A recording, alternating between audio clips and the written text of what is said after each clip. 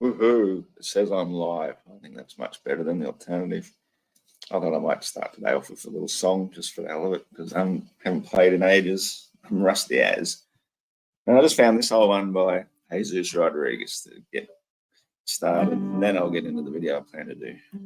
Hopefully this won't get me a copyright strike, will it? Maybe it will. Oh, bloody hell. Jesus, forgive me. Yeah.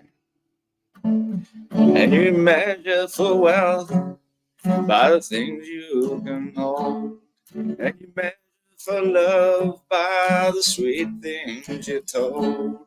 And you live in the past or a dream that you're in. Your selfishness is your cardinal sin. And you want to be held with the highest regard. It delights you so much if he's trying so hard.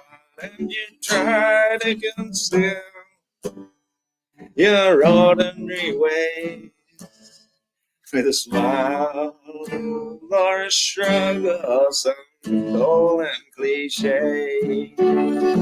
'Cause don't you understand that? Don't you look about? I'm trying to take nothing from you, so why should you act so put out for me and sit there and wonder and doubt me? 'Cause emotionally you're the same basic trip, and you know that I know all the times that you slipped. So don't try to impress me, you're just pins and paint, and don't try to charm me with the things that you ain't, and don't try to enchant me with your manner of dress, 'cause a monkey in silk is a monkey no less. So measure, reflect on my side.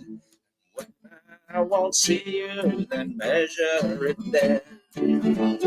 'Cause don't you understand that? Don't you look about? I'm trying to take nothing from you, so why should you act so put out for me and sit there and wonder and doubt for me?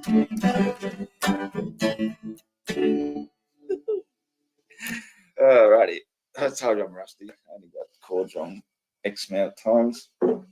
G'day everyone who's made the chat so far. Justin Johnson, there you go, bro. One viewer. And Shawnee B, how you doing, brother? The mouse was hovering over you. Glad to catch this evening. Yes, I did a little bit earlier today. So I've got another, not Professor Dave thing to go over. The one I meant to do yesterday. Now I just got to find it. I did download it already. Video file. I'm getting bloody good at this stuff, aren't I? That's the 10 challenges, worst arguments. The 10 things flat earthers all say. So I'm going to add that. Some of you may be aware of my recent foray into the flat earth community, most notably with this lengthy response to the Globe Busters. No, Dave, we didn't notice. Not at all. How could we notice your intrusion into the flat earth community, which is a bunch of eclectic individuals, I might say, and quite a lot of them, rightly enough, like hanging out with like-minded people. So we're not all a community as such, but fair enough, we are. There's flat earthers all around the globe. Oh God, it's just like if I had $1 for every time I'd heard that joke, I'd have quite a lot of dollars.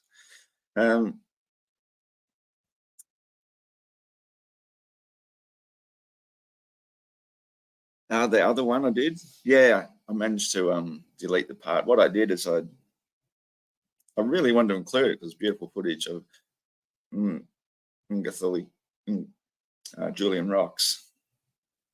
Ngutungli, nothing gully. That's it. The place where was my go-to place for proving the Earth is flat and proving how convergence works is that when you look out to the horizon, Julian rocks from the beach at sea level is on the horizon, and that's traditionally where people have believed curvature begins, because that's as far as you can see. But all you'd have to do is get up higher, like go to the lighthouse and have another look at it, and you see miles and miles and miles and miles and miles of flat and level water, proving it's not curvature, never has been curvature, it's convergence. That's one of the t-shirts I'm eventually going to get made up when I decide to get into merch, is convergence, not curvature. It's simple saying. So anyway, today you're going to have to suffer listening to this fool a little bit more, but I will stop him regularly. I won't allow him to keep talking and talking and talking, because you have to get these charlatans,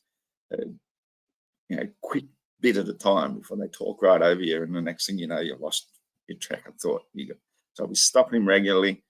I haven't been through this one previously, as I did with most of the one yesterday. So I'm just going to take it one at a time and see how good I am at debunking the things that liars say, flat earthers say all the time. For about 2 months now, the comments section of that video has been a consistent hotbed of activity, with hundreds of flat earthers stopping by to share their opinions. What a surprise, because we are actually quite opinionated on the matter, because it's something we've all looked into and have studied, like research. We've done our own research. And so when we find charlatans new to the subject who misrepresent us and don't know shit about what we're talking about, we feel an obligation to set the record straight, so to speak. Might even make you smaller. I don't know. Too ugly for that. Let's make you. For people who claim that globe-tards just repeat what they were told in school, you guys sure do all say the exact same things. Well, what a surprise, because once you know a thing to be a fact, that will become the fact that you use to negate the false assumption. So when people know something, what a coincidence, they would be saying the same thing. And I don't just mean the same arguments, I mean the same things word for word, like they were copied and pasted from some manifesto. This is because you all watch the same ridiculous YouTube videos made by the same handful of con men, and you all quote... Hang on a second. I will admit there's a few people who will quote certain false information sometimes, and it drives me nuts. And everybody can be guilty of that at times. I mean, a student is only as good as the teacher.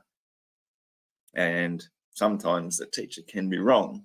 But what he's saying here, like we've all copied and pasted it and watching the same YouTube charlatan videos. How many subscribers does this clown actually have, I wonder? Find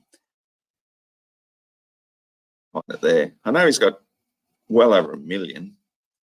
And I can't really see the appeal from that many people. Somebody has paid somebody to do something to up your subscriber count that amount. Anyway, it's not a them verbatim without applying a shred of critical thinking. So now that I am intimately familiar with your greatest hits, I just... Hey, leave my tits alone. He's intimately familiar with my greatest tits. Fucking pervert. Just had to make one more video so that I could share the 10 things that all flat earthers say. So this will be interesting, because I readily admit to being a flat earther. Obviously, I debate in favor of it all the time. I make all my videos about the flat earth. So it'll be interesting. Are these things that I personally say all the time? Because it says that all flat earthers say. We'll find out. If you're a regular person and you haven't seen my other 2 flat... And before we go any further too, happy summer solstice to you, Stephanie Maguire, as well. Great to see you here. It's actually a quite cool, pleasant day here, unbelievably. It's slightly raining. We've got a bit of a wind. It's lovely. Normally this time of year is just filthy hot, but that comes Christmas Day and Boxing Day that's when it gets filthy hot. Today is actually quite pleasant. So a beautiful solstice day here. Let's not forget that. It's 22nd of the 12th, 2:10 p.m. Australian Eastern Daylight Savings Time. And we are going to debunk Not a Professor Dave about the things he assumes all flat earthers say. Flat Earth videos, you may want to check those out first for a little bit of context. I But don't if you're think a so. flat earther yourself, don't bother. I'll be speaking Hang on directly a to sec. you. If you're a regular person, If you're a regular person, I'm pretty regular. Every morning I get up, I go and sit on the toilet and empty my bowels. That's pretty regular. But I'm also a flat earther. So how can I be a regular flat earther? Yeah, that's and you haven't seen my other 2 Flat Earth videos, you may want to check those out first for a little bit of context. But if you're a flat earther yourself, don't bother. I'll be speaking directly to you through. good. I don't have to bother because I wasn't going to anyway. And g'day also Hookstagram. G'day lads, and have a good Christmas. Another fellow Aussie, then I take it. Excellent. Let's continue. This is what all flat earthers say. Throughout this video. Let's begin. Number 1, one extremely problematic side effect of taking the globe and flattening it out into a plane is that gravity makes no sense. And okay, well, first of all, the opposite was what's been done. They've taken the flat earth and wrapped it around the globe and then invented gravity. They had to invent this assumed force so that things aren't falling off the sides or the bottom or anything. Everything's pulled towards the center as though everything is always on top. Whereas all observations in reality have a universal up and a universal down. That's just a given. There's something that you can't actually avoid in reality. Bugger it, I'm not going to give you the big screen after all, because I'm talking. We don't have to invent sideways or upwards pulling forces to stop things falling off the earth. If we have a universal up and down, and we know that things find their place due to density and buoyancy, but obviously that isn't pleasing to this clown. there is no reason for things to fall to the ground. All objects accelerate towards the ground at 9.8 meters per second squared. See, there you go. That in itself debunks gravity, because if there's an attractive force, then a more heavy mass must necessarily drop faster than the lighter one. I know I'm repeating myself things I've done in other videos, but the point is I have to rant and rave at least 60% of the time so I don't get copyright struck, because this is obviously for commentary and educational purposes and all the other shit I didn't put a warning in for in the first place, but everybody knows what I'm talking about there. So yeah, why does everything fall at 9.8 meters per second squared? I'll tell you why that is. It's because it's the resistance factor of the air itself, which is pretty well what you'd call not dense, would call it 1 atmosphere of density. I don't know what the correct term for it is. You know, we've got an air pressure, which would be pushing on things as well, but that's insignificant compared to the resistant factor of the air, which is virtually non-existent. We know that we have this thing called air resistance. So once the thing is at a certain speed, it will reach a terminal velocity, and that's when it stops accelerating. So then whatever the force that he's assuming is causing it to fall down in the first place, why does it stop at terminal velocity? It should continue with the same amount of force physically pulling it, but no, terminal velocity disproves it. The fact they're all falling at 9.8 meters a second squared disproves it. And it's the resistance factor of the air that allows it to drop at the speed it does. So it actually accelerates due to being allowed to accelerate, not because something is forcing it to accelerate. It's because nothing is preventing it from accelerating until reaching the point of terminal velocity. That's an indisputable fact, and it is also an indisputable fact that any acceleration requires a force to produce it. That's not necessarily true either, because, well, in a sense it is, but the force can be a slow force, such as the slow capillary action of a tree feeding nutrients into a tiny little flower that buds in and becomes an apple, until eventually the apple becomes so large that the stem can no longer support it and it withers and it drops. That is still a reaction to an action. So that's where Newton's laws come in, is for every action there is an equal and opposite reaction. So if you left something on the ground, it's going to stay at rest. an object at rest remains at rest unless another force acts upon it. So another force lifts it up, lets it go, removes the resistance. The air is insufficient to resist it, so it's an equal and opposite reaction to being lifted. So the force is actually lifting it. Dropping is just a reaction. How cars drive, planes fly, people walk, cats jump. It's how literally all motion works. They're all pushing off something. If you raise the car in the air with a jack in the middle of the body and the wheels are off the ground, the car isn't going anywhere, is it? It moves because of the resistance of the tires pushing into the road or the ground, driving it forward. The aeroplane is thrusting through air, it's pulling air so fast through its thrusters that it drives the plane forward in the medium of air. The people walking are pushing off the ground. The cat is pushing off the ground. Everything is using a resistance force to propel itself forward in some manner or another. It's a thing dropping, on the other hand, is just reacting to being lifted. Even charlatans like the globe busters accept at least this much, which is why they go off on their rants about magnetic magic. Well, I don't know what they did go off on about any rant. I can't speak on behalf of them, but you can't help having a dig at some other large group who are well organised and well educated on busting the globe. So it sort of shows a little bit of desperation here to sort of, put them down when they haven't even got a chance of response. Now, fair enough, this is what I'm doing because this Professor Dave obviously doesn't know me from a bar of soap. And, well, he did actually back out of a debate with me a couple of years back when I first started getting a name for myself on modern day debates, is that they offered for me to do a debate about the moon landing being faked with this Professor Dave, and it had all been agreed and arranged to, and about a week beforehand, he backed out. He refused to do it, and he hasn't appeared on modern day debates since. So he's a bit of a coward. I've got the itchiest bloody nose today. Might have to take some medicine for it. So yeah, whatever the globebusters have said here about this electrostatic force, I've never said it. So again, it's not something that all flat earthers say all the time. Each of us has our own different opinions. Some believe in some sort of dielectric whatever force. Witsit can rattle off the words really well. I don't believe in it. I just believe relative density is all we need. The density of the air, the density of the ground stops things, brings things to a rest. Density of water will cause some things to float, other things to still sink. It's all relative density. Explains everything perfectly well.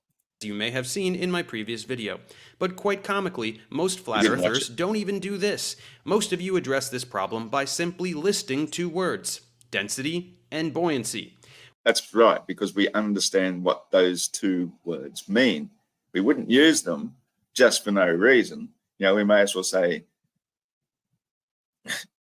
any random words, but we're not. Those specific words means that the density of the medium will either give something buoyancy or it won't. So air gives very little buoyancy to things. A helium balloon gets buoyancy in air because it is lighter than air. It's not as dense as air. In fact, I used that example when I did a gravity debate against T-Jump one time, is where I said you can take an empty balloon, drop it, and it just flops to the ground. The same balloon, if you fill it full of air and tie a knot in it, will gently waft to the ground, even though it's got the exact same mass of the latex and everything. Its overall volume now, relative to the air, means it's nowhere near as heavy per volume. It's less dense. And if you did the same thing and filled the same balloon with helium, but beforehand you took the helium bottle, put it on a scale, a very precise scale so you can measure exactly how heavy it is, then you fill the balloon from it and you watch the weight of the helium canister goes down, which means you've added mass to the balloon. You've taken away from the bottle, you've added to the balloon. The balloon now has more mass overall than what it began with before you put the helium into it. And yet you let it go, it floats up into the air, off it goes.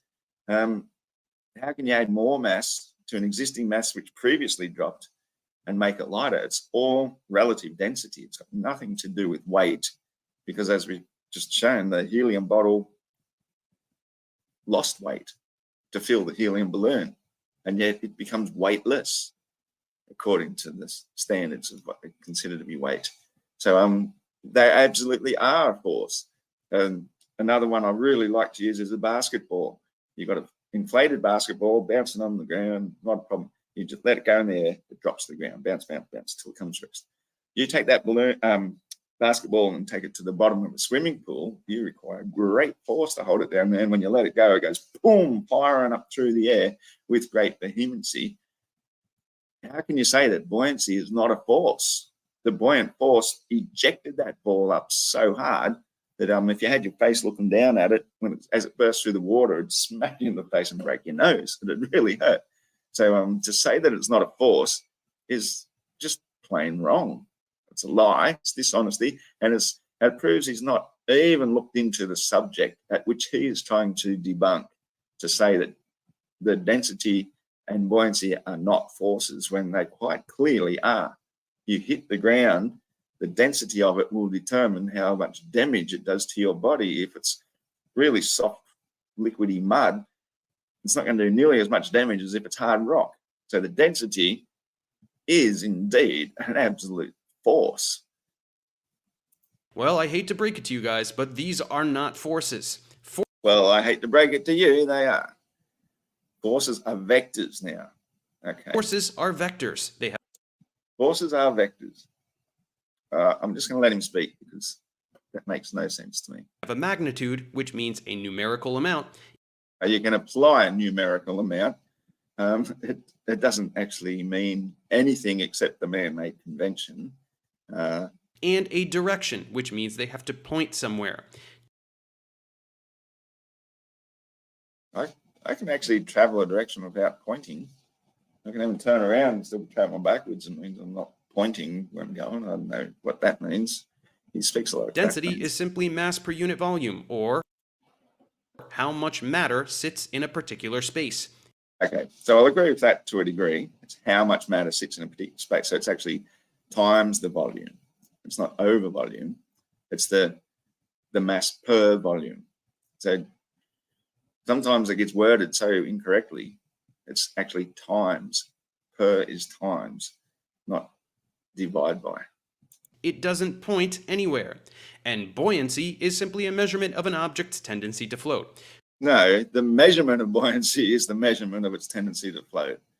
The buoyancy factor is going to be there whether you measure it or not. That's a ridiculous claim. This is another thing that globers always do. Is they're always saying that the formula for buoyancy has G in it, therefore gravity causes buoyancy.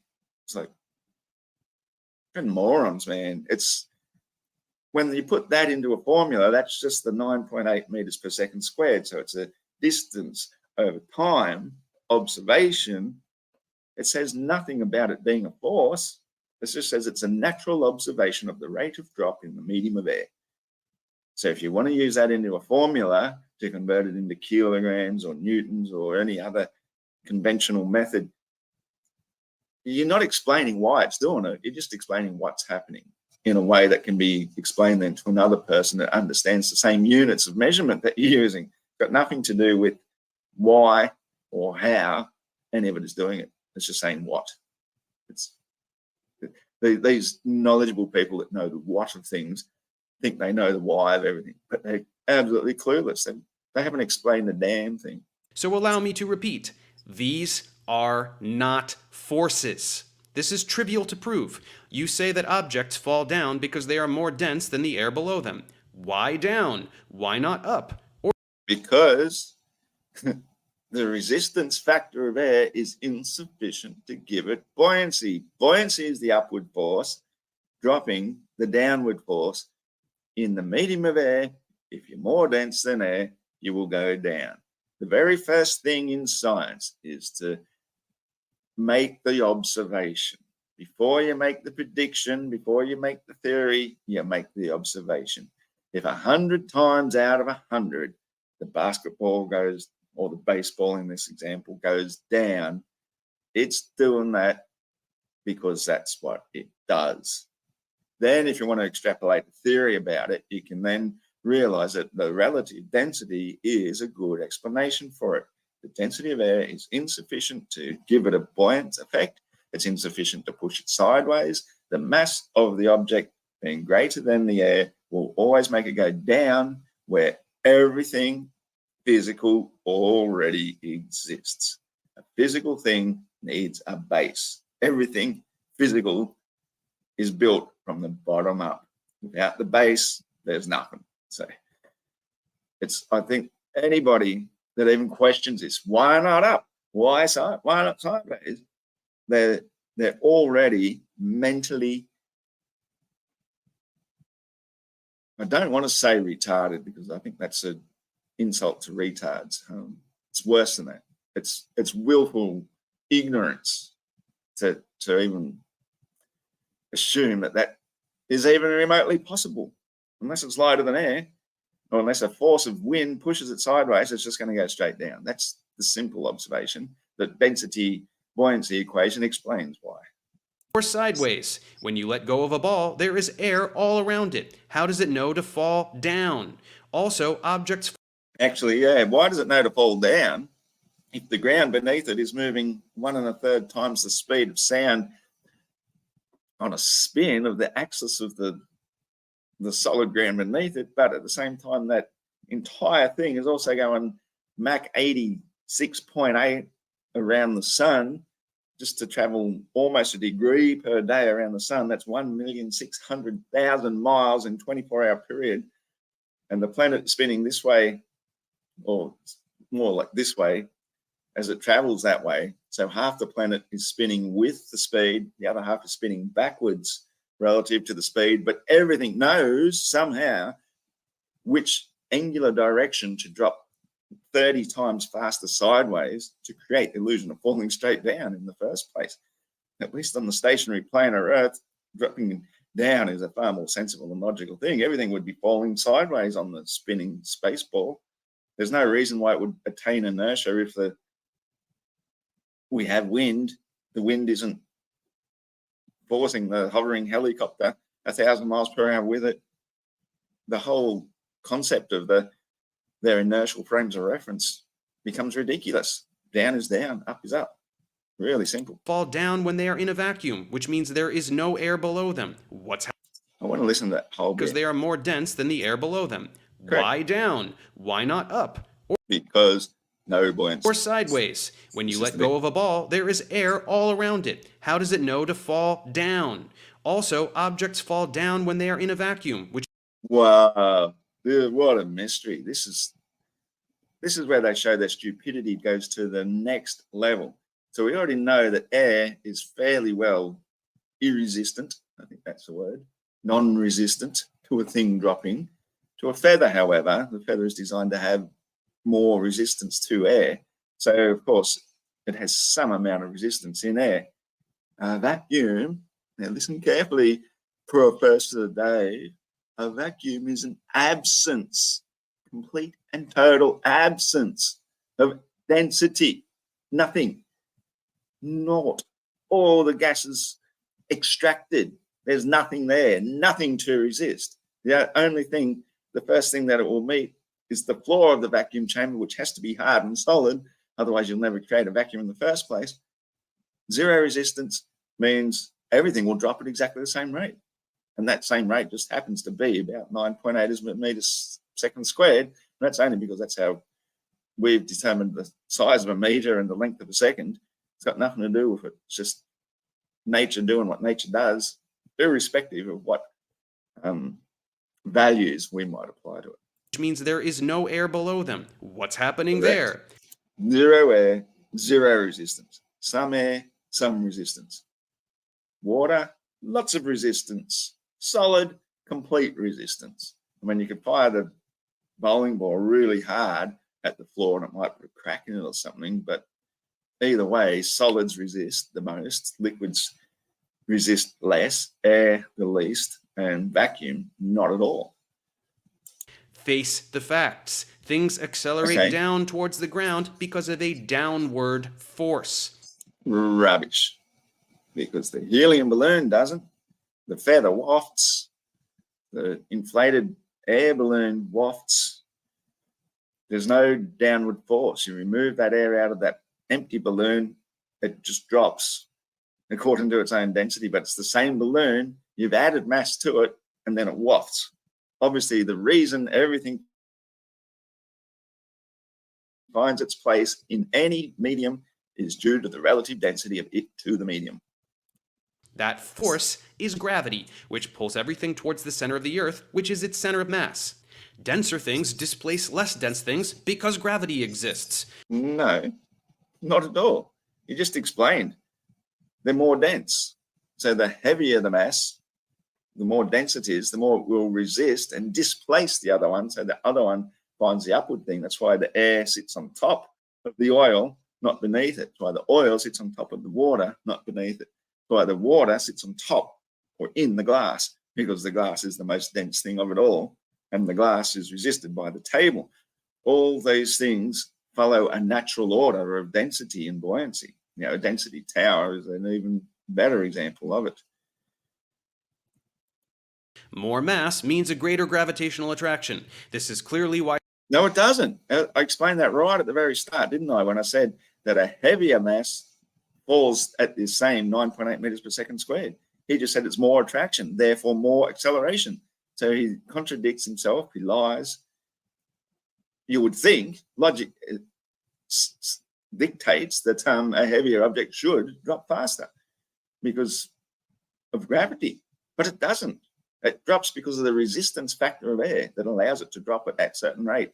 So the more resistance it has, the slower it drops. Otherwise, it drops the same rate when you remove it all. Things that are less dense than water float on water. Again, because gravity exists. No, because they're less dense than the water. Far out. Like the example I used yesterday, I'll use it again for the sake of this argument because it's very relevant. A kilogram steel or lead ball and a same size rubber ball, whatever it might weigh, it doesn't matter. They're the same size. You drop them off a very high bridge, boom, they hit the water exactly the same rate. The reason why is because the air resistance factor is identical in both balls. In the water, the rubber ball goes down a little bit and then gets popped back up to the surface and then it rests on the surface. It's buoyed by it and it displaces its own weight of water, which you wouldn't notice in a large body of water, mind you, but it displaces its own weight and has buoyancy. The lead ball or steel ball, on the other hand, keeps on sinking to the bottom. So that 1 kilogram steel mass will sink in the density of water, but you take it out, you beat it and flatten and roll it and shape it into a boat. Now it will float in water. It displaces more of the water because its overall volume has changed. It's now an air container.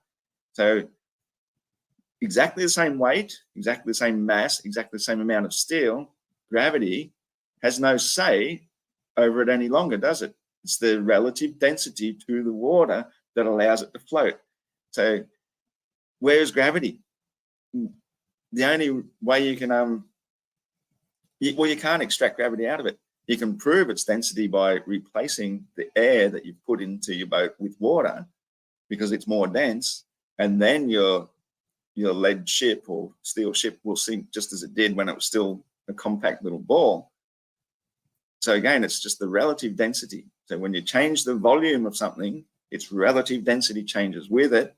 So it's mostly an air container and it floats. So where is gravity required in either of those cases? The rubber ball hitting the water at the same speed, so gravity is not a thing.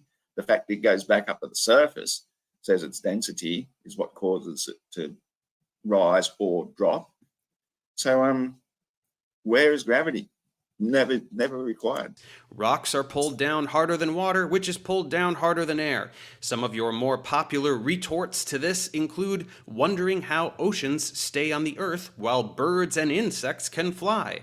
Well, no, again, apparently this is something all flat earthers say, and it's never been an argument I've used. I've never actually liked that one because according to the Globetard manual, the gravity of a mass is proportional to the distance, or the square root of the distance, or is it the square root of the mass?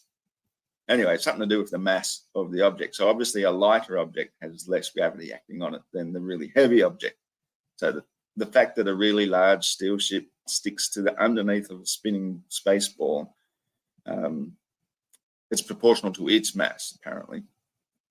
So it's a pretty weak argument from anybody's side of it. It's because birds and insects have wings. They flap them and generate an upward force. Again, so it's easy to understand an upward force and a downward force and all this sort of stuff. Very easy to accept if you assumed it's all on the same level. But when you're still putting it on the side of a ball or the underneath of it, and you have to invert everything in 360 degrees, basically everything is always at a slightly different angle, the up and downity of it all. So it just creates a whole heap of unnecessary complicated factors that never ever actually get factored into any measurements or calculations. When you probably saw this awesome one of a plane, or saw another one of it just yesterday, where it's flying across a lake and it gets so low it skims the wheels across the water. Some 42 miles or something long this lake of water is. How is that possible on a globe? It's absolutely not. There's never any curvature that any flying object ever accounts for. So to assume then that this invisible, unseen, unproven, theoretical force of attraction that moves other directions from the universal up and down exists, it's extraneous to all observations.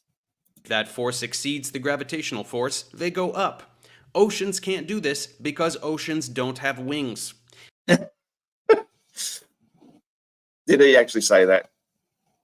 I'm really surprised that he actually said that. Oceans don't have wings. Individual water molecules can evaporate and go up into the sky because they are so tiny. But when Correct. So therefore, they are immune to gravity. All gaseous molecules, therefore, are immune to gravity.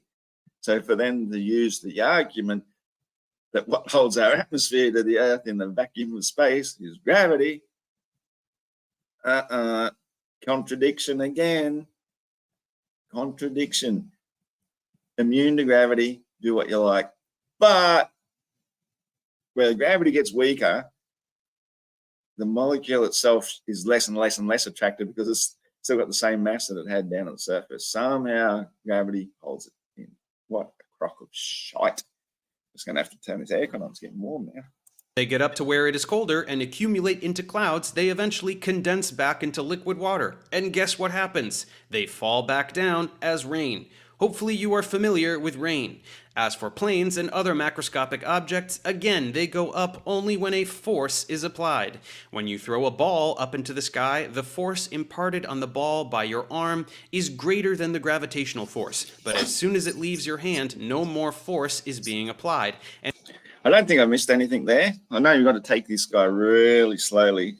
Don't let him bamboozle you too much, but I don't think I missed anything there. only the gravitational force is acting upon the ball.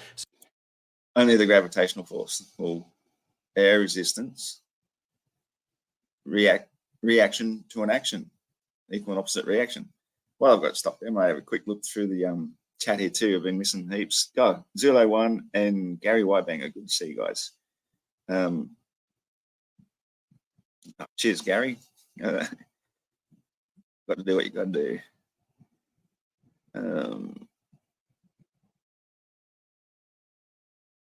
The sun barely makes it overhead that time of year, or this time of year over there, because on the flat Earth model, because as the sun gets lower towards the actual firmament above the Earth, that's what makes it seem to make a bigger and bigger path. So from the northern side, you see less and less of it. That's why your days get shorter while ours are getting longer. So yeah, it's weird how that works, but that's how it works. When it gets higher, for us, it goes north and seems to be further away and lower to the horizon. That's north over there. It's whoever designed it, bloody brilliant, eh? He pushes more people to flat Earth than anything. I reckon you're right. Yeah, I would think that real professors would be quite irritated about the name he calls himself. I did show that video yesterday, hey. Maybe just quietly, I might just pop it in here because it's so good. Where would I find it though? That's the next question.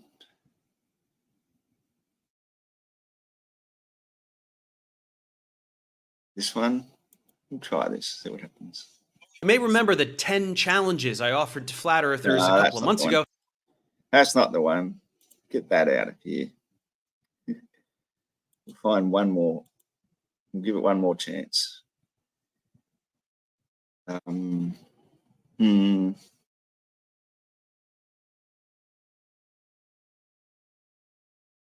Surely that would have been it. Okay. All right, stuffed up again. I'm going to go back to this one. Cancel that and add to stage. It gets smaller and smaller, hits 0, at which point it starts to fall, and it falls faster and faster until it hits the ground. Gravity. Gravity. Gravity. Gravity. What a crock of shit. As I said, resistance, its own weight, becomes a force, which causes it to accelerate back down through the non-resistant medium of air, hits the ground again. V. Thomas is in the chat as well, but Gary Wybanger says, today I heard a bunch of globies claim that rivers can run uphill. They literally have to believe that because on the ball, curve is everywhere. So the start of a river to get from one place to the ocean has got this massive curve in between it, and somewhere it's going to be going up curve at the very least, even though it's only got maybe 2 feet of drop over 100 miles in some cases. It's obviously it has to be going uphill because what else could curvature be? Refraction. V. Thomas, no, I don't know if you're a globie or not. You're a hard one to pick, mate. LJ also, cool. All happening, man. Good to see some familiar faces. Exists. Period. Saying it is just a theory does nothing but display that you have no idea what a theory is. That's not true. That's not true at all. Everybody knows what a theory is. Everybody knows what a so-called scientific theory is. It suggests some sort of law. But even many of the academics will readily admit that it's not just a theory. It's actually a very poor theory.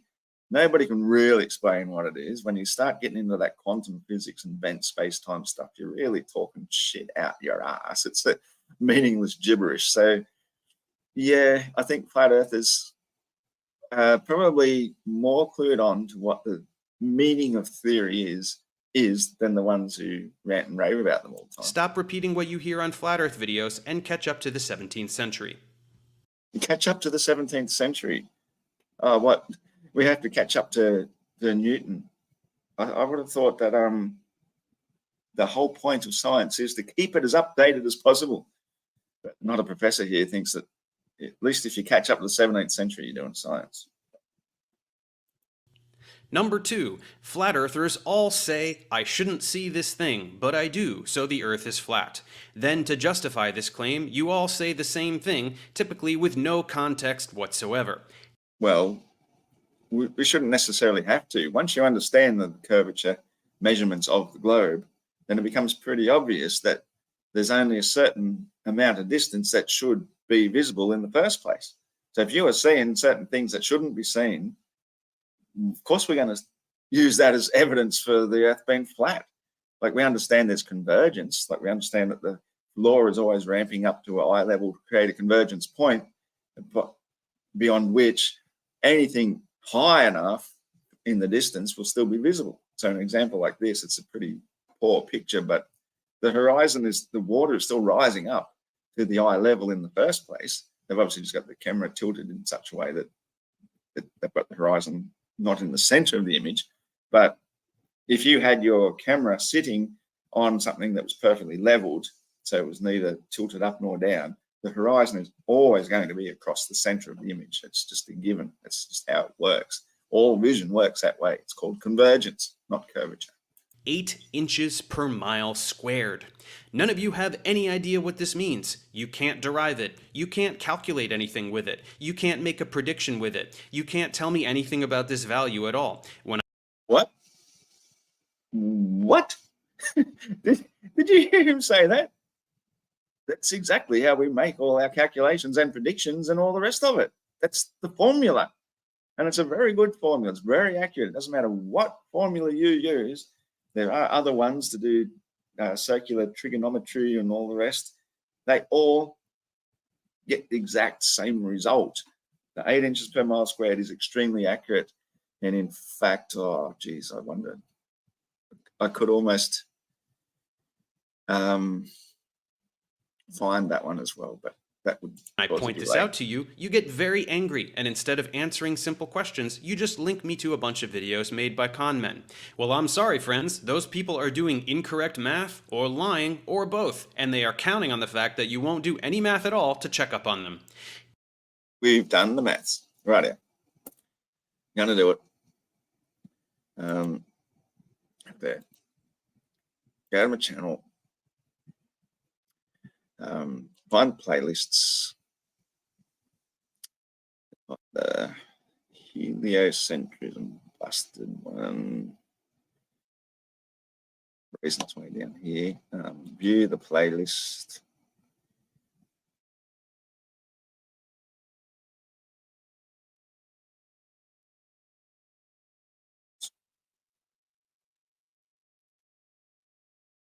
That's the one we want. Just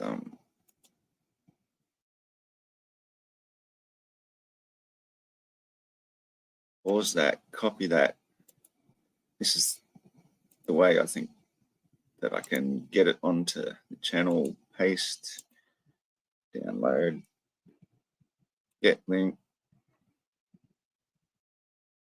download. Shouldn't take long.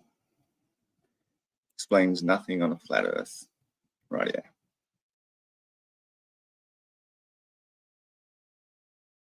Vent. Go.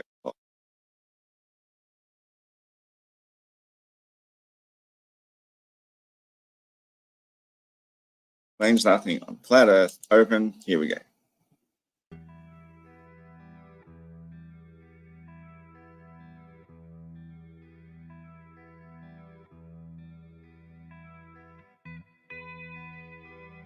It is time to end a globe talking point for good. 8 inches per mile squared is not a valid way to measure Earth's curvature.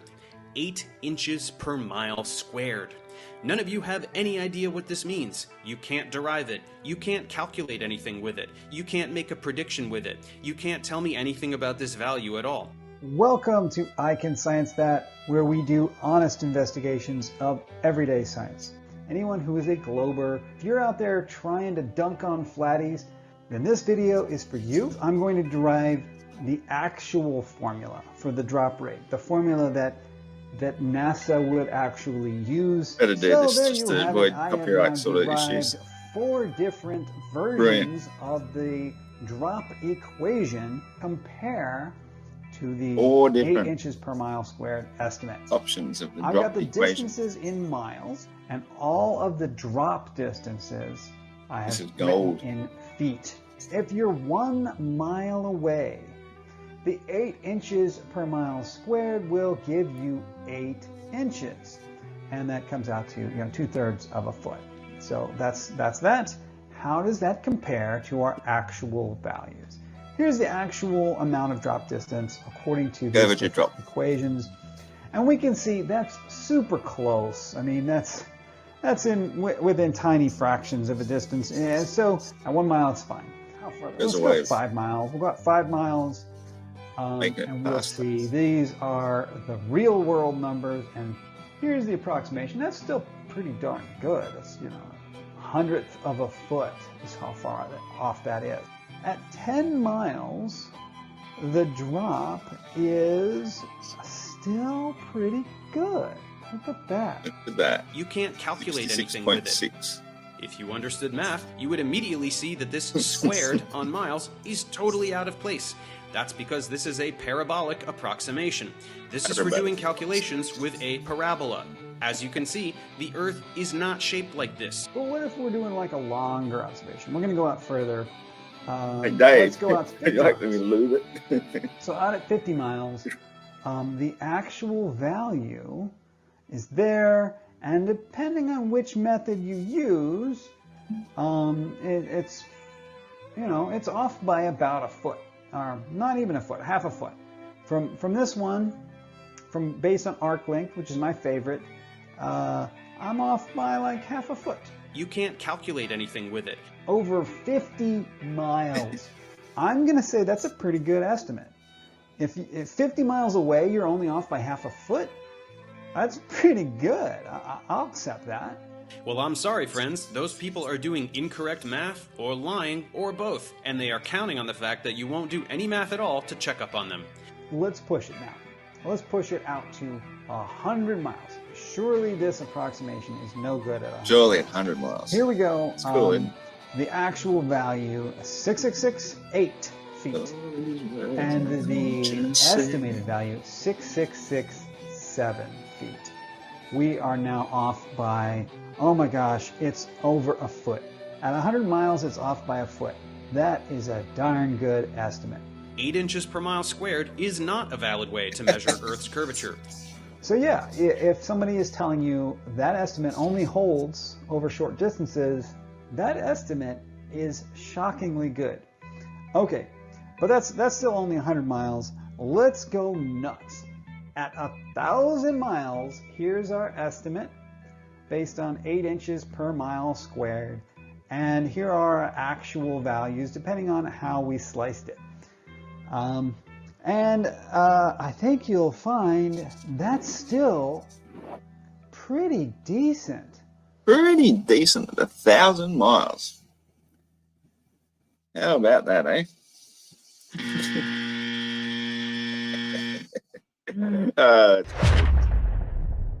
He's managed to find himself quite a few critics in his day because he's so full of it. So let's go back to the one that we're doing again. Squared is not a valid way to measure Earth's curvature. If you wonder, yeah, we just sorry, Dave. I will move next time, but this time we had to go in dry. You just understood math, you would immediately see that this squared on miles is totally out of place. That's because this is a parabolic approximation. This is for doing calculations with a parabola. It's possible that you remember this shape from middle school algebra, but I wouldn't be surprised if you don't. As you can see, the Earth is not shaped like this. So where does it come from, and why do people use it? It comes from the Flat Earth Bible, Zetetic Astronomy, and as we just saw with all those mathematical formulas, it works perfectly. It's exactly right. If you want to be really, really pedantic, you would say it's actually 7.98 inches per mile squared, but that 200th of a inch difference is irrelevant. That's why it's out over really long distances by half a foot in 50 miles or whatever it was they said. It's a ridiculous Flat Earth amount. priests use it because they know it's not accurate. It gives them incorrect values that they can use to claim that they shouldn't be able to see something when in fact they totally should. Such an annoying There are voice. dozens of videos on YouTube demonstrating this, several of which reference the actual formula that actually describes Earth's curvature, which is, and as we just saw, matches 8 inches per mile squared, almost identically. It's in the thousandths of decimal points where it's out. as you can see, requires trigonometry. Stop blindly repeating what you hear on Flat Earth videos and learn some basic math so that you can. And the fact of the matter is, for most intents and purposes, when we are outside, anything we are viewing is going to be well within an extremely accurate amount of curvature that you would expect. You're not going to be seeing 1,000 miles into the distance at most times. You'd be lucky at the best of times if you could see 100. 50 miles is a huge vantage point. 25 miles is probably the most you'll see from a normal mountaintop, looking as far as you can see into the distance. We generally don't sea very far.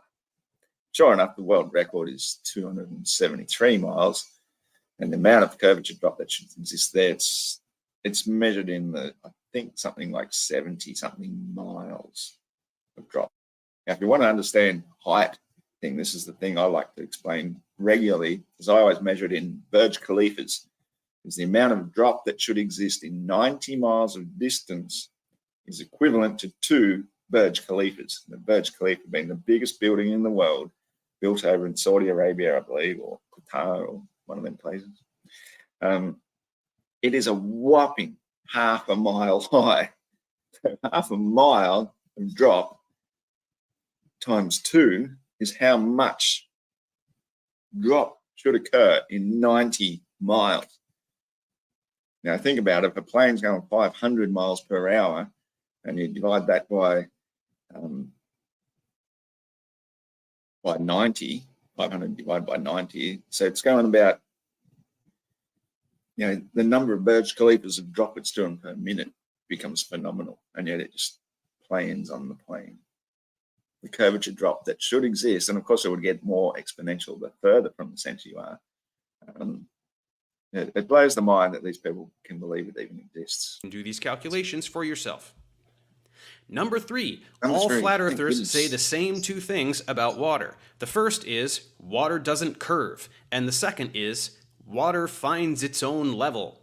Okay, well, that's one where I actually fully agree with him. That is something that I, as a flat earther, do always say. So thank you for at least getting something right. It is something that flat earthers always say, because that's what water does. It fills its container. The containers have to have higher edges to contain it. Otherwise, the properties of a liquid is that it will flow down to another level and continue flowing until contained. So obviously, the oceans where all our rivers flow to must be the absolute low limits. So sea level is what we legally and professionally and in every respect measure land in terms of height above.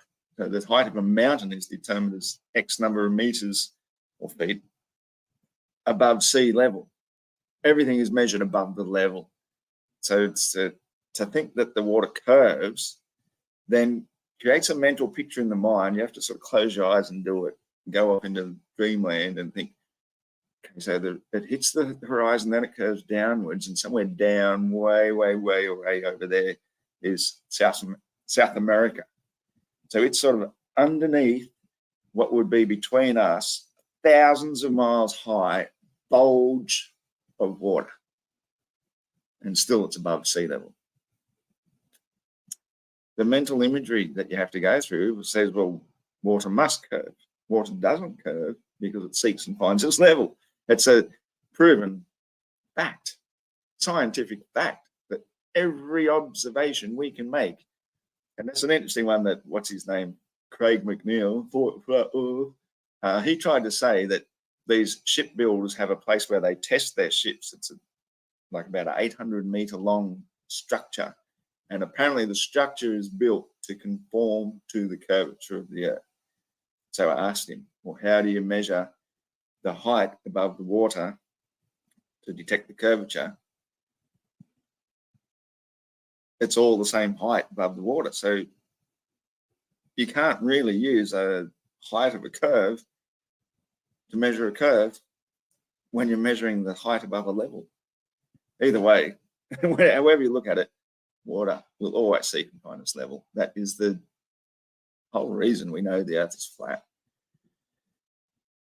His little laughing emojis here, cute and everything, but propaganda don't work on us anymore, mate. We're immune to propaganda. The second phrase is completely meaningless, so the fact that you all say that exact thing verbatim is just one of the many demonstrations that you all blindly repeat what you hear without giving it a moment's thought. What a load of shite. We absolutely give it thought. Yeah, it does seek and find its level. Why do we use a water level in building? If you're building a really large structure, if you want to test one side or another, you use a hose with clear ends and fill it with water. Both those water levels will be the exact same height, and that's how you can determine if it's level or not. This is pre-laser level days anyway. These days we'll use a laser level, even more accurate, water does seek and find its level. That's something that a child learns. A child will often, in part of their classroom or playground activities, be given a bunch of cups and jugs and things to play in a water trough type of thing, so they can understand the properties of water always seeking and finding its level. That's a given, man. So naturally we would say As that. for the first phrase, stating that water doesn't curve is at least a coherent thought. However, it is dead wrong. It's at least a coherent thought. However, it is dead wrong. Okay, so water has this thing called viscosity. The viscous nature of any fluid determines, or is determined, sort of by its density. So by adding, say, like a tiny drop of detergent, for example, you remove the viscosity and makes it clean things better because it penetrates better. In this case, it's showing tiny little water droplets which have surface tension due to the viscosity of the water and the resistance factor of the material that's sitting upon. So you quite often see it on glass and things. When water condenses, you get little drops, and when they join together, that's when they start running down the window, because they no longer have the fluid, the resist the surface tension factor, because of their volume increases, and then because of their density will cause them to seek another level. Pretty much why it rains. So because eventually the viscous nature of fluids combining together makes them too heavy for the air to support, and hence then they will collect into a pool of water. So showing individual droplets like this is extremely dishonest, because that's what water will do at that extremely small nature. But at the same time, when it's a gas, like when you see steam rising out of boiling water, they're even smaller molecules. Well, obviously that's not water seeking its level at the time either. But eventually the combination of water at room temperature, or normal air temperature, non-frozen, non-boiling, somewhere in between, about 22 degrees is quite good for me. That is where water coalesces and forms a flat surface inside a container. Showing small little things like this. It doesn't get any more dishonest for a charlatan than to produce that and say, see, water doesn't always find its level. Well, there's not enough of it. Put a drop of water on a piece of wax paper or a leaf. What does it look like? A freaking sphere. Isn't that something? No. It's still flat on the bottom. A sphere goes all the way around. Why isn't it sitting on the tiny bottom of a ball, like if you sat a basketball on the ground and you took a picture of it, you'll see it's only resting on one tangent point. Even the best one he's got here, the top right one with the blue background, shows it's got a huge flat surface, and then it goes up into a big dome around it. Whoa, mind blown. And look at that flat surface in the middle. If we were living in a globe, we'd still have a flat earth floating on water in the middle of it, something like that. So however you look at it, the flat earth is always going to win every single time. In your haste to mindlessly parrot what you heard from flat earth priests about water, you forgot to look at water. Water curves, my friends. Look at this curved meniscus. Look at these waves. Okay, hang on, we've got to take these one at a time. You can't let him bombard us with it. Look at this priests meniscus. About water, you forgot to look at water. Water curves, my friends. Look at this curve. Look at this curve. Okay. Couldn't have used a worse example, could they? Curving up. So you go to the lake and you're looking down at the dip of water in the middle of the lake. At the very least, you'd want to have it going that way, not this way. Unbelievable they can use a meniscus. And very rarely, like there might be a rare exception somewhere, but very rarely will you see the side of a cliff going down into water made out of perfectly smooth glass. So, I don't really think it even happens, but benefit of the doubt, water inside a test tube is going to obey viscosity rules, not outside open air weather exposed in nature rules of what water does. Curved meniscus. Look at these waves. And beautiful example of water seeking its level.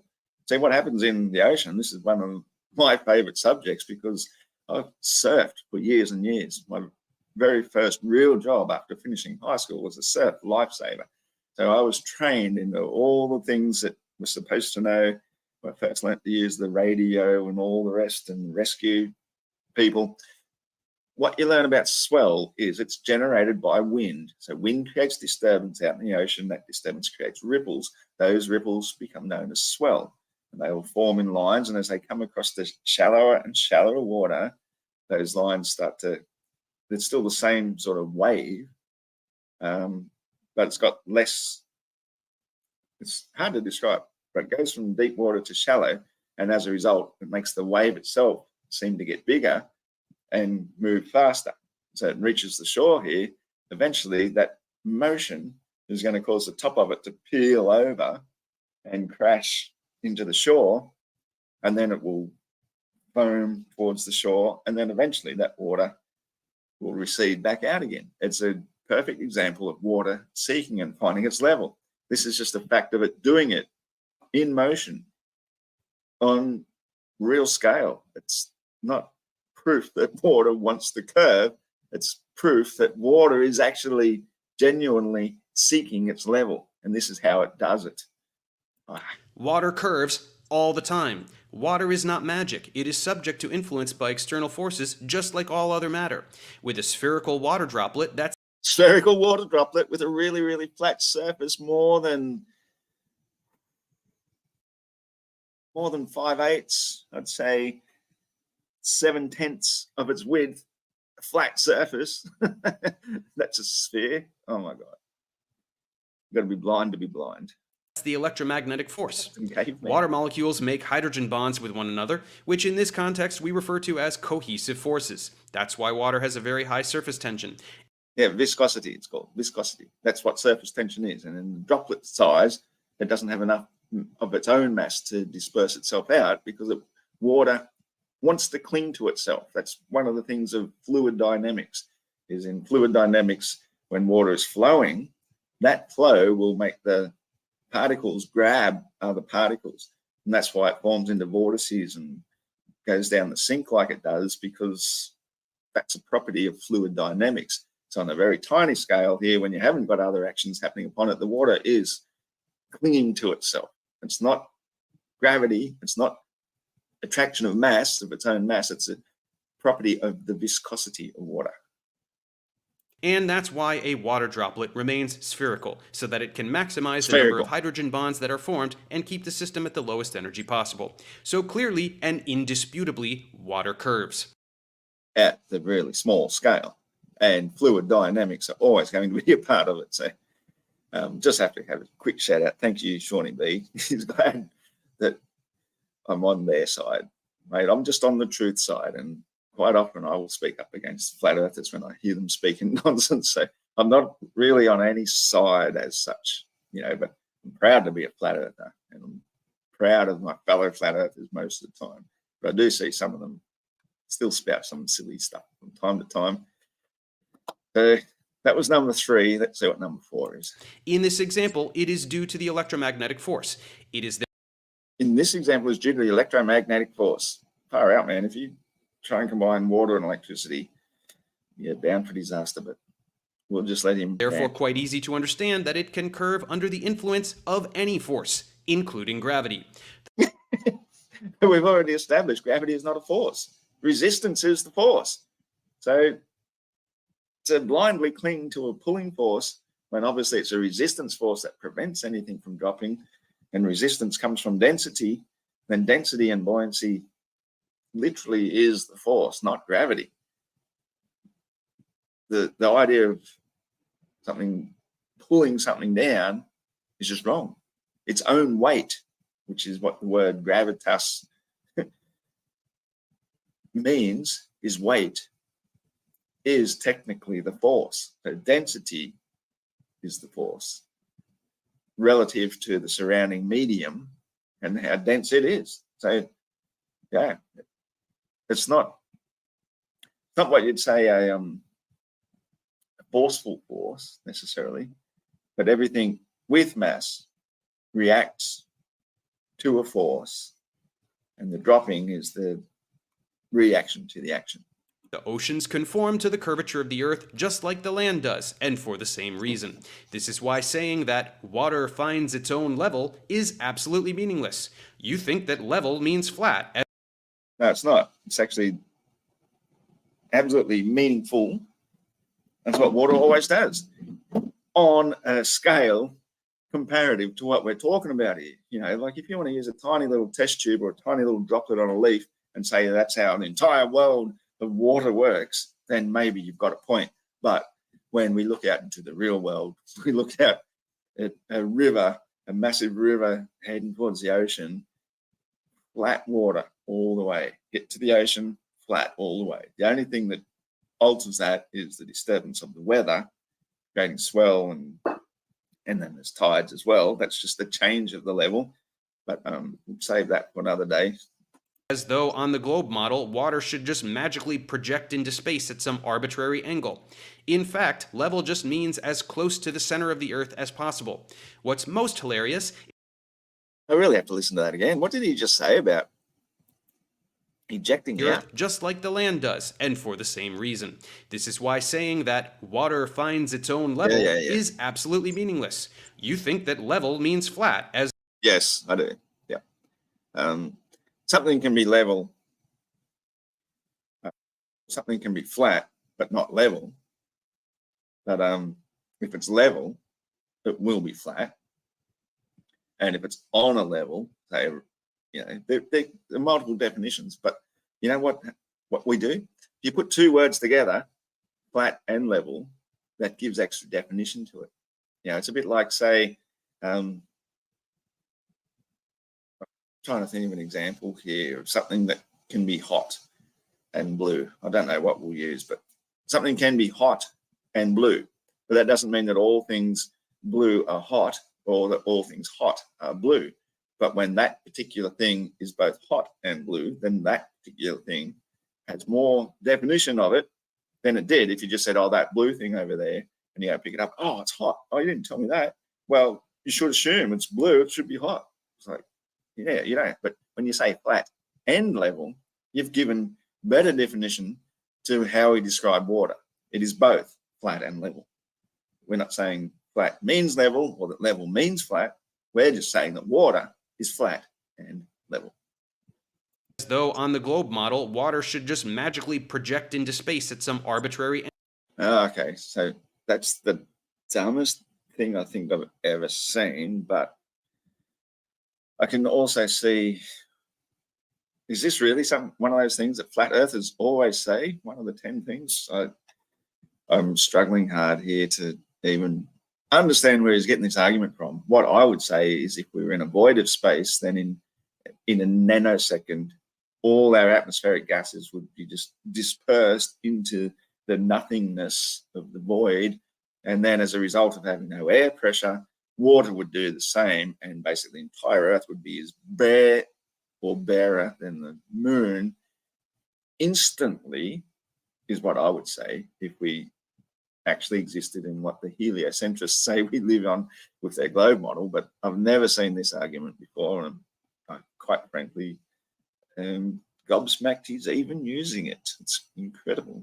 Angle. In fact, level just means as close to the center of the Earth as possible. What's most hilarious is that even in the tool called the level, which only works because gravity exists, there is a curved bubble right in there. A curved bubble. And what is the bubble made out of? The bubble is made out of air. So air under pressure in an enclosed system is creating a bubble. That's what it does, because again, it's viscosity and fluid tension of things means that the air wants to stay with itself. If you really shook it up, you'd get some tiny little air bubbles, but they'd pretty soon then all form back into one bubble again. So because they're contained, they form the bubble, which by its very nature has to be curved because it's what's the word for that? It's just the pressure of itself creating its own space is because air can be compressed, but the liquid cannot. It just forms into the most natural shape. And you'll notice too that it's in a tube. A spirit level always has a tube. It's not a flat piece of glass. It's always rounded. It's always a rounded tube. That's why the bubble sits on top, because the density of the liquid is always pushing the air upwards and outwards. So as soon as you have it sitting perfectly level, that's when it will sit right in the middle of those two lines and show you that it is indeed level. So density and buoyancy, once again, is all we need to prove a common building instrument that we've always used. The other one being, of course, the plumb bob. You hang any weight on a string, the weight of that bob seeking a place of resistance is resisted by the string, which stretches out the string and makes it perfectly straight. So it makes that string perfectly perpendicular, and they will say to the pull of gravity, but that's actually not. It's just the natural density of the urge of the heavy mass wanting to find a place of resistance, stretching out the string, makes it perpendicular. So you've got your two measuring tools you need for building, perpendicular and level. Very basic tools that we've used since the beginning of time to make buildings stand straight. If the bubble is curved, what is the liquid, which is mostly water, doing around that bubble? It is creating a density barrier against it as best as it can, which what forms it into the bubble. It curves. It is absolutely astonishing how the things you repeat from Flat Earth videos are incompatible with even the most trivial everyday observations.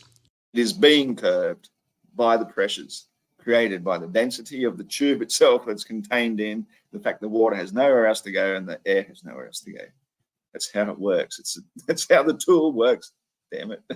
It doesn't mean water is curved, left uncontained and to its own devices. This is a man-made instrument forcing the stuff to stay in place where it's been put for a purpose. You should acknowledge that. Number 4, you are all quite perplexed about how Earth's atmosphere can exist next to the vacuum of space. This one is rather amusing because what's happening is that since you have no science education, your only context for the word vacuum is a vacuum cleaner. No, it's not. That's literally really, really dumb. A vacuum cleaner isn't actually a vacuum cleaner at all. It's actually an air displacement unit. So the engine is actually designed to, with some sort of fan blade in it, to suck the air in, to pass it through some sort of filtration bag to collect the debris, and then by putting a nozzle at the other end, makes a small place where it will easily pick up rubbish and shit off the floor. It's got nothing to do with vacuum. In fact, I think vacuum was a brand name applied by one particular brand of people that made air displacement cleaning devices. Nobody thinks that a vacuum sucks in the way that a vacuum cleaner works. In order to create a vacuum state, you have to have a fully sealed environment and suck the air out with something like a vacuum cleaner. If you use that as a pump, well, that's basically what any sort of air pump used to extract the air to create a vacuum force is basically a version of a vacuum cleaner. It's just sucking all the air out until you're left with a condition whereby the pressure is so low, you could consider it to be a vacuum. And as soon as you release any amount of valve, the air is instantaneously sucked in. So a vacuum is an extremely strong sucking force, but we do not compare that in any way, shape, or form to a thing that is called a vacuum cleaner. It's an air displacement device which extracts detritus from our floors. Again, because you have no science education, none of you understand how a vacuum cleaner works, which is a problem because you seem to think that outer space is a vacuum cleaner. No, as I just explained, we don't think outer space is a vacuum cleaner. In the flat Earth model, all we think is that the density of air itself and all the gases means that they settle on the Earth because that's the only place for them to go, and eventually you'll reach a void where there is nothing of density. But if you are hurtling and twirling and whirling through nothingness, that just doesn't work. All that nothingness would suck the high pressure always goes to low, just like when you release the valve in a vacuum chamber. That's why we say that the vacuum of space would suck. It's just clownish, absolutely clownish that they think this is how we see it. Let's take a moment and clear this up. A vacuum is any region where there is no stuff. Here, there is. Okay, I can agree with that. Vacuum's somewhere where there's no stuff. But the only way you get that condition is by deliberately manufacturing the environment to make it possible. If you make it out of a plastic bag, for example, as soon as you start extracting the air, the vacuum bag just turns into a ball of nothing. You have to use strong perspex walls or glass walls or something to have it. Like the huge 3-story one, what they call the big one at NASA. I can't think of the name of the place off the top of my head, but 3 stories tall, 6 meters of reinforced concrete and aluminium, and takes 3 hours to extract all the air out of it with huge vacuum pumps. Like, I'm pretty sure NASA would have no expense spared. And do you know what I've seen of that actual place? The only experiment I've ever seen is, what's his name? The guy that loves cocks, Brian. Brian loves cocks. His middle name is Loves. We've seen his example of bowling balls and feathers dropped in it. And even in that, they still put an edit into it for some reason. I don't know why. But that's the only example I've seen. Why don't we see in this massive, big vacuum chamber, why don't we see examples of where they put just toy rockets hanging on a string, some suspended halfway up, but pointing upwards, some pointing down, some pointing different directions, some sitting on the floor or whatever, and show how rockets can work in a vacuum? Why don't we have that as educational tools for the children to show how, of course, rockets work in a vacuum. This is how they do it. We've never seen it. That'd be the sort of thing I would find educational and really want to watch. What's the purpose of having this 3-story vacuum chamber if we see nothing except one celebrity clown physicist show bowling balls dropping next to feathers? This is really poorly done too. Anyway. Stuff, like air. In space, there is no stuff, or at least very, very close to no stuff. Space is essentially empty. That's a vacuum. It is not a thing that sucks. Hang on a sec.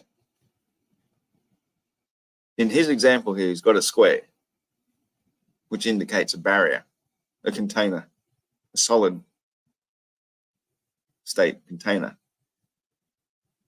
It's not even worth arguing. Vacuums don't suck. Everyone say it with me together. Vacuums don't suck. Earth's of course, vacuums do. This example here is now showing how it would work on the flat Earth. Good on ya, not a Professor Dave. Atmosphere displays a gradient because gravity exists. No, not because of gravity, just density, relative density. Everything finds its place according to relative density. And a stationary Earth, this makes sense. There's a lot of atmosphere right near the ground, and then as you rise, because fewer and fewer molecules will have enough kinetic energy to go so high, it gets thinner and thinner and thinner until... Perfect. Exactly right. So as long as you take away the spin through space and all those other beliefs, then bam, you've nailed it. You just got to lose the indoctrinated bullshit stuff that's impossible, that simply cannot work. There's none left. Then you're in space. It's that simple. Number 5. One of your favorite little gotcha challenges is to request that we demonstrate how water can stick to a ball spinning at 1,000 miles.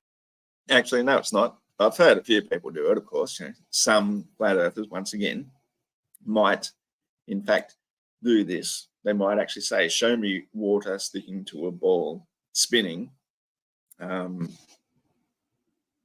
For me, it's neither here nor there. Because you're always going to have the excuse, well, okay, so the ball is already in Earth's gravity field, so of course the water is going to go where water already goes, as we observe.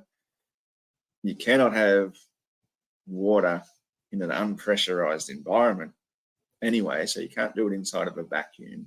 You can't do it inside of a free fall. You can wet a ball, and again, it's only viscosity that's going to cause it to be wet before enough of the water coalesces and drops and falls off anyway. There's simply no example. The only way we can have water, according to the globalists, is because we have the atmospheric pressure we have in the Goldilocks zone to give us the temperature to be the right distance from the sun so it doesn't all boil or freeze or we lose all our atmosphere. Again, the most simplest explanation is to say we live on the base of the universe. Everything finds its place according to density and buoyancy. The sun controls the weather, controls the temperature,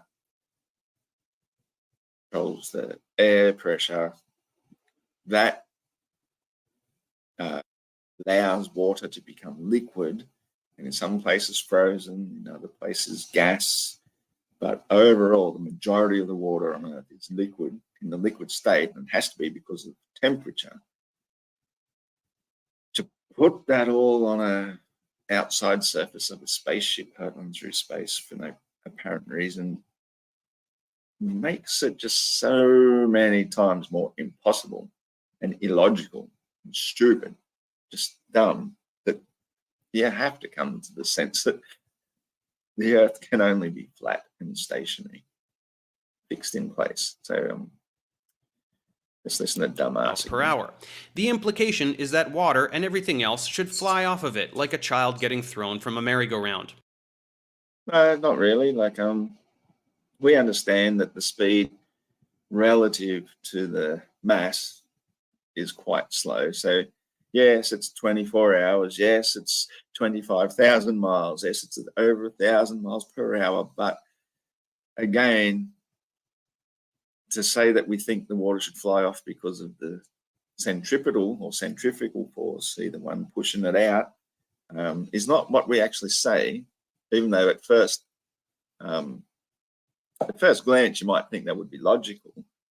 But because when we look at it on the merry-go-round level, that's probably a radius of 2 meters, if you're lucky, 1.5 meters.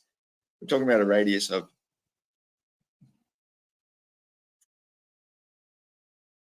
can't remember it now in kilometers, but it's 40,000 circumference, 8,000 something kilometers.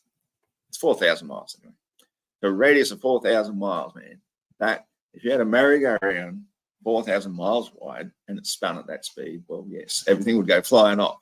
Okay, but by the time you're 4,000 miles away from the center and it only goes around once per day, you're only going 1,035 miles an hour, man. Like, as if you go flying off at that speed. Well, it's very cute that you get overwhelmed by numbers with 4 digits in them, but in actuality, the Earth spins once per day. Yeah, exactly. That's what I just said. Oh, so we're on the same page. That's good. Let's hear your next thing then. One time in 24 hours. Yeah, one time in 24 hours, 25,000 miles, 1,035 miles per hour. That's fast. That tiny little thing, if it went around once a day, you'd be going about 0.000694 RPMs. I was pretending. I just memorized that for you.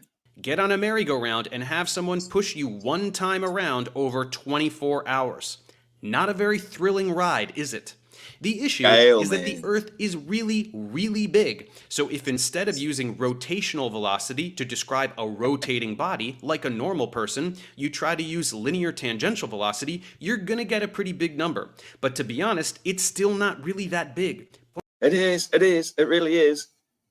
Just because you can reduce it to appear really small with clever mathematical jargon, we're saying, well, it's only this many RPMs, revolutions per minute, and 24 hours in a day and 60 minutes in an hour, and reduce it to 0.00694, does not mean that a real actual speed on the surface of something above 4,000 miles from the center spinning at that speed is going really, really, really, really fast. the typical cruising speed here of 540 to 580 miles per hour, that's only going to be about halfway out from the center of the Earth. Halfway. You know, and a racing car going 200 miles per hour is going to be a quarter of the way in. So by the time you take it all the way out, you're going supersonic, super jet speed, fighter jet speed, 1,035 miles per hour, man. The surface where we're standing still, that's the speed we're going all the time, just on the spin to get the orbit. Unbelievable. Planes go more than half that speed, and sitting on a plane at cruising altitude with no turbulence is just like sound. Flat Earth priests cite these big velocities associated with the Earth and the solar system. Flat Earth priests. Hang on, everybody. A few Hail Marys before we go forward. Something. Purely for shock value, and you're falling for it. Stop doing that. Furthermore, this little water doesn't stick to a ball challenge is the strawiest straw man that was ever made of straw. The Earth is huge. It generates an enormous gravitational field. That's why I will give credit where it's due here. The spinning tennis ball just shows an example of what happens. What water, how liquids behave on a spinning ball. It's sort of like the reverse process of how a clothes dryer works. The more you spin it, the more it's pushing the water outwards. So technically, if the Earth were spinning, then the water would push out towards the surface, and it was only spinning really slow, then technically it would all coalesce on the surface. But it would collect more around the equator and flatten the poles. It wouldn't just be slightly oblate and pear-shaped beneath, because it's apparently now there is an up and down in space, but it would not do that in the model that they're giving us. You know, it's still going to spin. The water would actually be building up and pushing into every east coast of every continent because of the massive speeds. You're going twice the speed of that aeroplane, man. I can't believe anybody believes in those speeds still to this day, even though we have flight, and not a single flight ever accounts for the motion of the Earth whatsoever. Forget the curvature. The motion is a million times more important. That would be the scary thing. If you're on a north-south runway anywhere, the speed that you'd have to be going sideways to land on it, the skills you'd require, unbelievable. Why everything sticks to it. A ball is very tiny. It does not generate an enormous gravitational field, so things don't stick to it. Also, unless you're doing this in space, the ball must be very close to the Earth, which, as we just said, generates an enormous gravitational field. So when water drips off the ball onto the ground, your desired demonstration of gravity fails because gravity exists. Stop. Okay, look, as I say, you can see the point. You can't prove gravity exists because you're in gravity. The globers win that. You can't prove it because of it. Far out. Stop asking for ridiculous and impossible demonstrations, like Okay, having to build an Earth-sized object to show you how water sticks to something as... Okay, so yeah, you have to build an Earth-sized object. Okay, good argument. That's why I don't ask it. So do not say that it's something, that this is one of the 10 things that all flat earthers ask or say, whatever you said. So let's get to number 6. As big as the soon. Earth. Come on. Number 6. Lots of you say that moonlight is cold. This is astonishing for a number of reasons. The first is that it is not related to any claim you could possibly be making in order to argue for a flat Earth. Okay, well, that's fair enough. That's fair enough. And it's also another thing that I do not argue for. Never have, never will, never. You know, I did the tests. When I saw that moonlight makes things colder, I was very, very curious. So what did I do? I stepped out, did the tests myself many times, had the laser pointer thermometer. Thank goodness I bought one of them back in the day. Walked out all throughout different moon phases. That's the important thing. You can only measure moonlight temperature compared to moonlight shade temperature when you have moonlight. There's no point doing it on a moonless night, because what are you comparing it to? Of course, everything naturally cools down at night anyway. That is a given. So what happens when you've got moonlight shining on something naturally cooling down at night, because there's no sunlight fluorescing the atmospheric gases, creating heat, reflecting heat off things. There's no more temperature coming from above or from the light itself, is everything is just naturally cooling.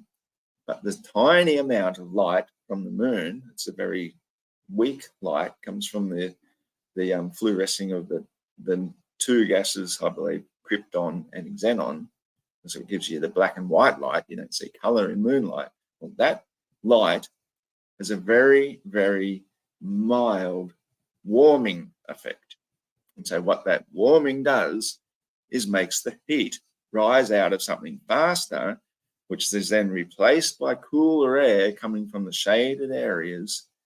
And the cooler air cools down the object faster. So things cool in moonlight due to radiant heating. It is not because the moonlight is cold. So that is one where I will absolutely vehemently argue, because I've tested and proven and worked it out. It's like if you've got a fireplace in an old style house and you've got a bit of a gap underneath the door, that gap will cause more cold air in as a draft and cool the house more. The only heat you're going to feel is directly from the fireplace itself. Once that fire is out, all that cold air that's sucked in is going to make the house even colder. That's why you have to block all the low down things where the cold air is coming in, because the heat rising has to be, that heat is hot air rising, has to be replaced by another form of air. And of course, cold being more dense puts it down lower. So it's colder down the bottom, warmer at the top. That's the phenomenon of moonlight cooling things. So in a sense, I still disagree with dumbass Dave here, but I still think that flat earthers can be wrong when they say that moonlight itself is cold, and it does prove nothing about the flat earth model.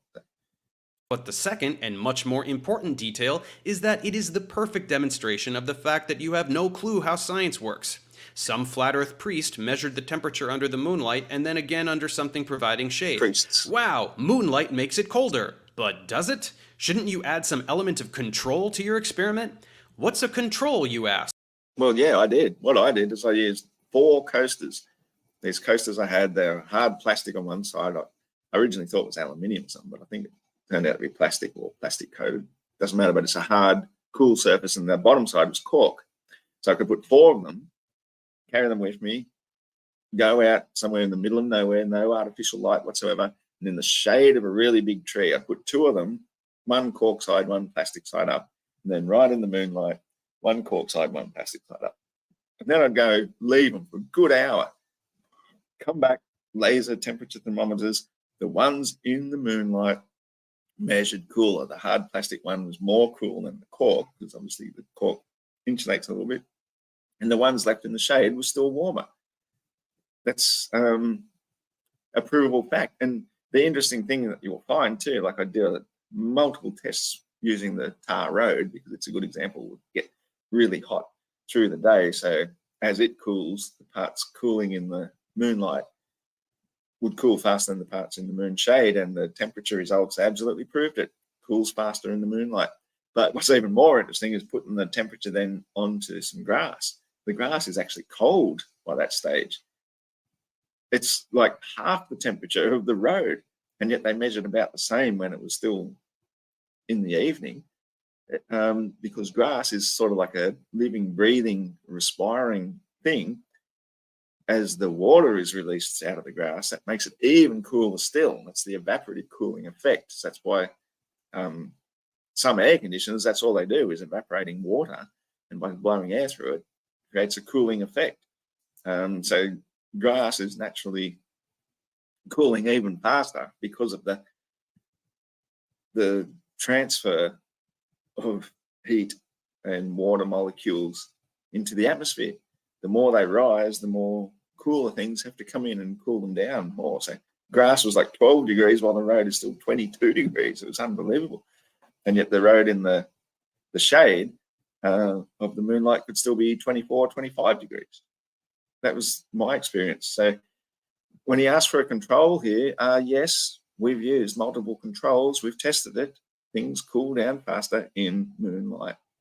Fair question. You see, your measurement isn't evidence of anything. You now have to repeat the experiment when there is no moonlight to make sure that the moonlight was indeed the cause of the discrepancy in temperature. See what I mean?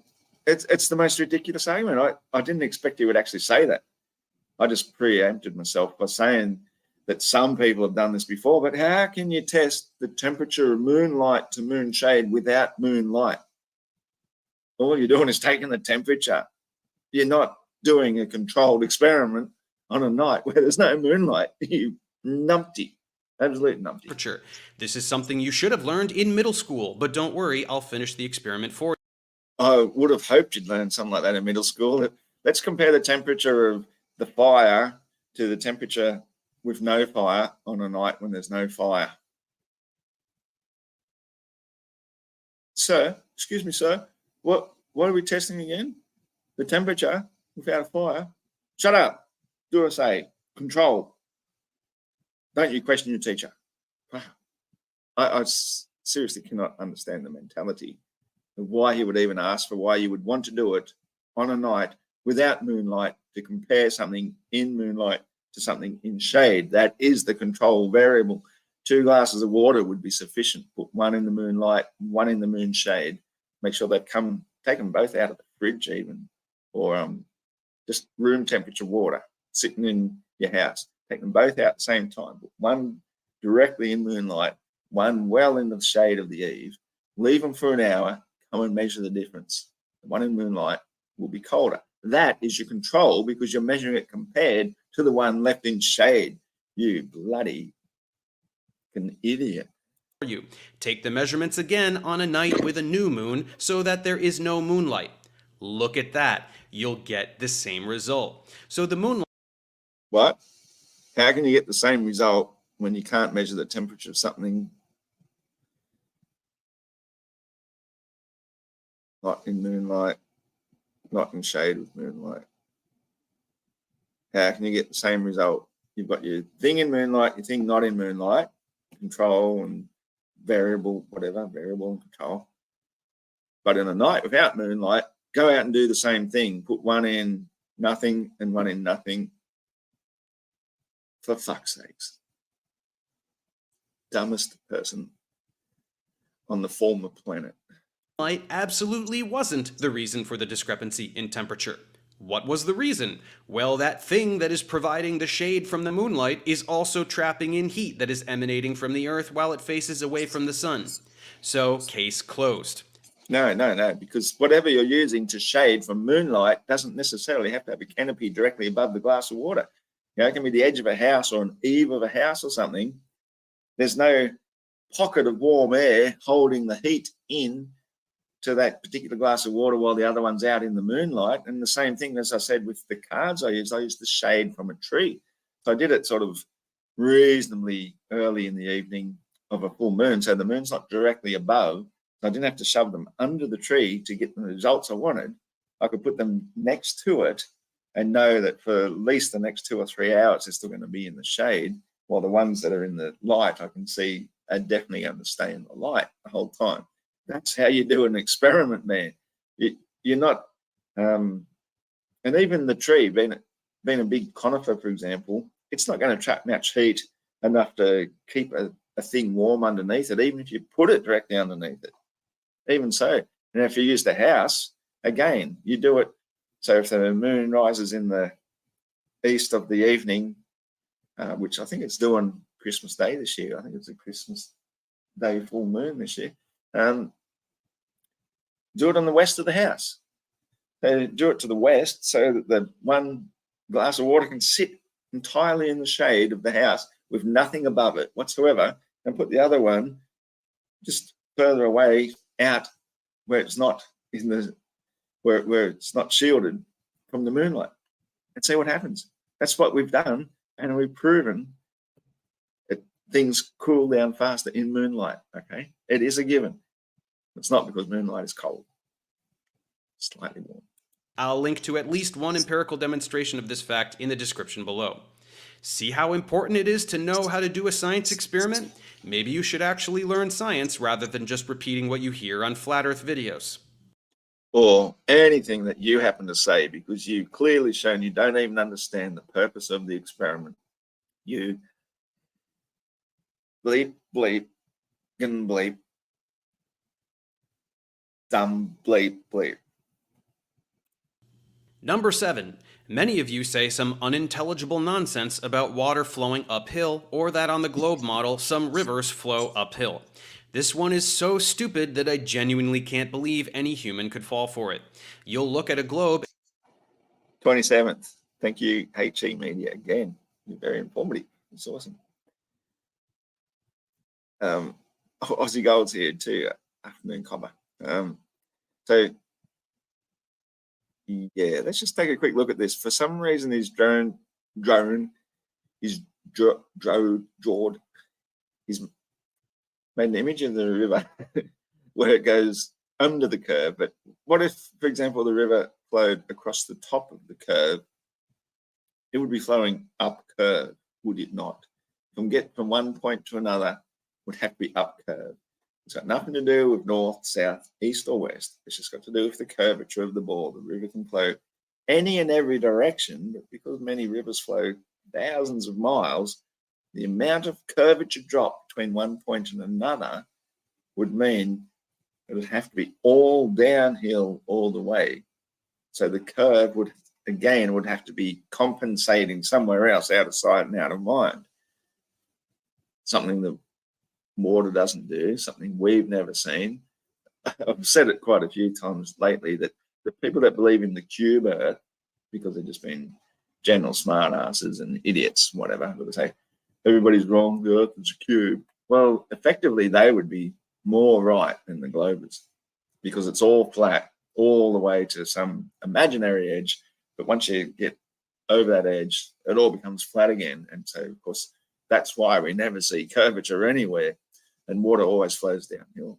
That's the only sensible thing left to a person that believes they live on a globe. And say that a river flows this way and that this is somehow uphill, because you seem to think that up on the screen is some kind of universal up in space. Well, how about if I turn this a little bit? What do you know? Now it's down. Listen. Yeah, but there is no up and down in space, man. You can't have both. Oh, there we go. That's exactly what he's saying. There is no up and down in space. However, some rivers are so flat, as I said before, there's only a couple of feet of drop over hundreds of miles. The amount of curvature that must exist over hundreds of miles results in miles and miles of curvature that would have to compensate somewhere. So rivers only flow downhill, disprove curvature of the Earth. Listen up. There is no up and down in space. That's this is right. not up. This is not down. To believe so would be as... Well, it is. Actually, that is from that perspective. It's always going to be up and down from any perspective. Wherever you are the top of your globe. Up is always going to be that way and down is always going to be that way anyway. Why even contradict your own belief? Dumb as thinking that on Earth, whichever way you happen to be facing is north. No. What? Huh? That's like, seriously? Who would even suggest that that's a thing? Up and down in space. This is not up. This is not down. To believe so would be as dumb as thinking that on Earth, whichever way you happen to be facing is north. No, it wouldn't, because people at least understand from their own personal location. If you've got a compass, that'll be north, that'll be south, that'll be east and west. We understand that pretty straightforward, just as we understand up and down. It doesn't mean we think because there's only one up that there's only one north, so every direction is north. What sort of moron would even suggest that that is an argument? You know, you'd have to have an audience then so captivated with your stupidity by this stage that they would still believe a single thing you say when you say something like that. That we believe every direction is north. Fucking moron. No one on Earth is upside down or on their side. Up on Earth is No, that's away right. from the surface of the Earth, no matter where you are on the Earth. That's a claim, but where's the evidence? You know, anyone can say that sort of shit. Easy to say. Can you prove it? Nope. Has anybody ever been far enough away from Earth to prove it? Nope. And even if you were, you could still turn your camera like this and say, look, there's somebody on the side of the Earth. Turn your camera right up, saying, look, they all got them on the bottom. It's as easy as that to fake it anyway. So anyone can claim anything to prove that. I still can't believe this is a thing that we argue, honestly. Obviously, the Earth is flat. Rivers flow from higher elevation to lower elevation, which is a measure of how far away you are from the surface of the Earth.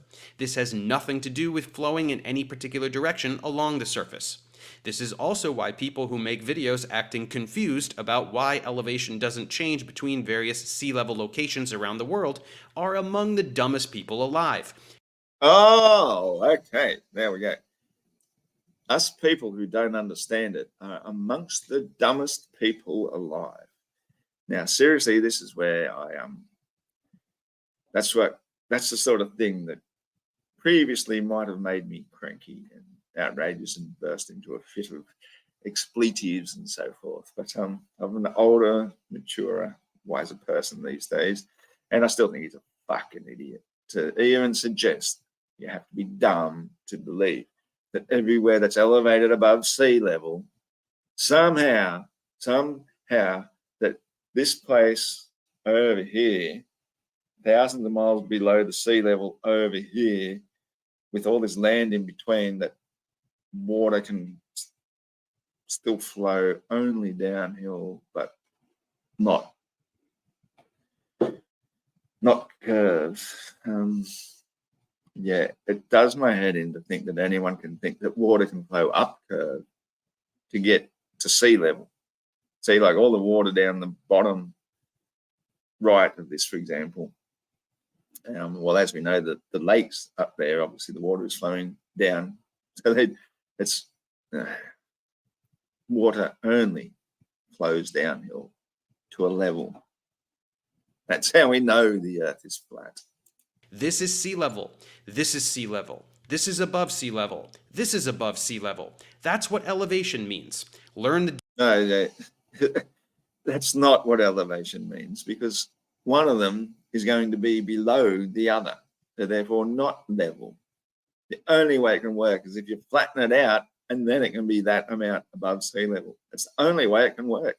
Logically, physically, the only way possible. Drawing these silly cartoons like this just show your stupidity and willful ignorance.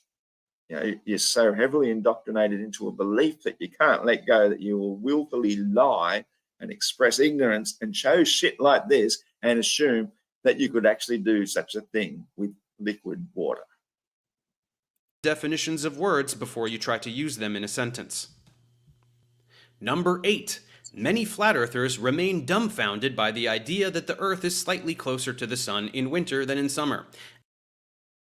Okay, so I'll give him that is something that we will often bring up and question. How could it be possible that something like a tiny tilt, you know, it's a tiny tilt, we're talking 23.4 degrees, which is off 90 degrees, 66.6 degrees, which means nothing. It's a 2/3 estimate anyway. So it's tilting by 1/3 on its axis to create the seasons. However, that 3 million mile difference between the Earth and the Sun, between when we're 3 million miles further away in the summer, is a reasonable argument if you believe in globe-tartary in the first place. So it's a good debunk of the globe, because you're just expelling another myth. It's because obviously, whichever model then you apply by, the sun itself is not hot. That cannot possibly be. It's not where we get our heat from. Where we get our heat from is from the sunlight. When it penetrates the atmosphere and stimulates the gases of the atmosphere, which causes them to fluoresce, the intensity of that fluorescation, if that's a word, is what determines how hot it would be. Like a light bulb on a dimmer, that if you have it on the highest setting, it's going to get hotter than it will on the lower setting, it'll stay cooler. The fluorescing of the gases creates the heat, and then that heat reflected off the earth and the solid objects and the things it warms determines our seasonal temperatures. So the angle is technically still correct in both models. It's just that the position of the sun relative to it, so when it's directly overhead, it's going to be our hottest day of the year, basically, technically. All other variables taken out of the equation, because the most direct light coming directly to heat in our atmosphere, and that's why the middle of the day is the hottest time of the day.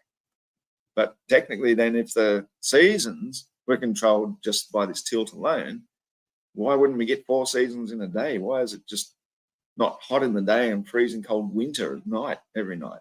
That would make sense on the globe model if this was the reason of what causes seasonal fluctuations. But if it's the gentle gradient of the sun revolving around above us, getting higher and lower, currently today at its absolute lowest, if that is what causes the intensity of the light, which as a byproduct creates the intensity of the heat, then that would create the seasons equally and better than their model. So, and either way, it still puts the sun furthest from the earth, while the northern hemisphere or inner sphere has its summer. Works for both models, so you can pick and choose on that. As I've said before, winter up north is summer down south and vice versa, so your confusion is one of northern hemisphere narcissism, but it is also one of complete ignorance. I'm a southern hemispherian, thank you very much, and my narcissism has nothing to do with northern hemispherian narcissism. Here's the Earth. Here's the light coming from the sun. Look at this portion. It hits the Earth straight on. Look at this portion. Because of the curvature of the Earth, the light hits the surface at an angle and is therefore all light came in parallel. Therefore distributed around a greater area. Same amount of heat distributed around a larger area, lower average temperature. This is absolutely trivial to understand. It's why magnifying glasses can focus light to a point and set things on fire.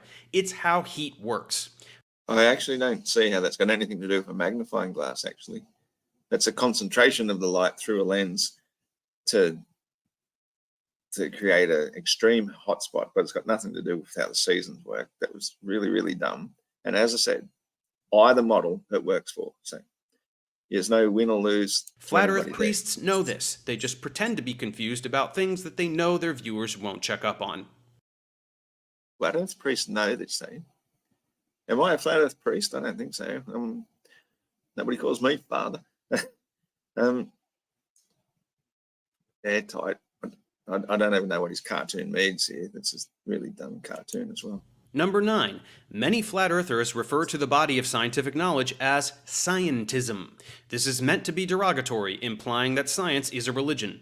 I'm very sorry, but saying this just demonstrates that you know nothing about science and probably didn't pass a single science class in high school. That's, again, that's another false dichotomy or false equivalence. Most of us actually did really well at science. It was one of my favourite subjects. In fact, all my subjects were favourite subjects, except for religion studies. I didn't enjoy that one, but I enjoyed them all. And science, I loved science, man. My grandfather was a science teacher. My uncle was a science teacher. My mother's a pharmacist, for crying out loud. I loved science, and I did really well at it. I just didn't see any future pursuit in pursuing it any further after high school. I loved all my subjects, man. So to say that we failed at science, we don't understand science, I've definitely got to listen to this again, because it needs to be scrutinised. Let me find a good spot to start it again. Bloody Nora. I'm not very good with that.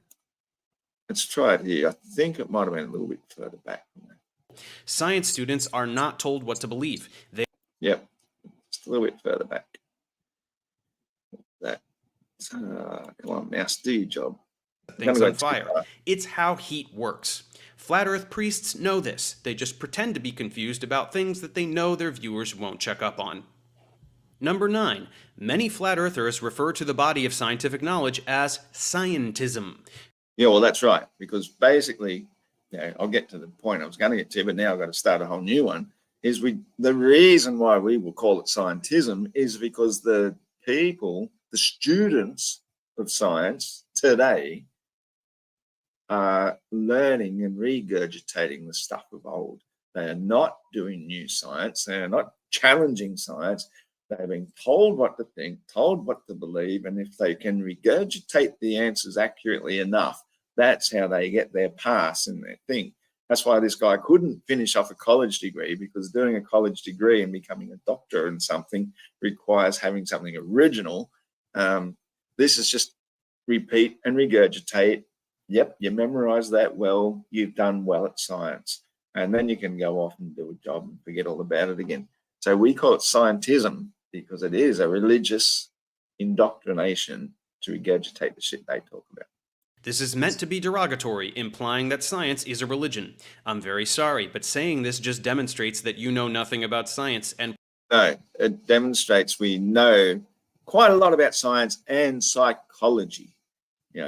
We can combine all different forms of science together. And in this one case, it's a case of psychology, is that you've become a scientism person because you're treating it as a religion, because you're bowing down to the high priests of scientism and saying this person said that and that person said this. So you got your Cavendishes and your Newtons and your Einsteins and all the rest that you can quote ad verbatim. And then therefore you're now a scientist.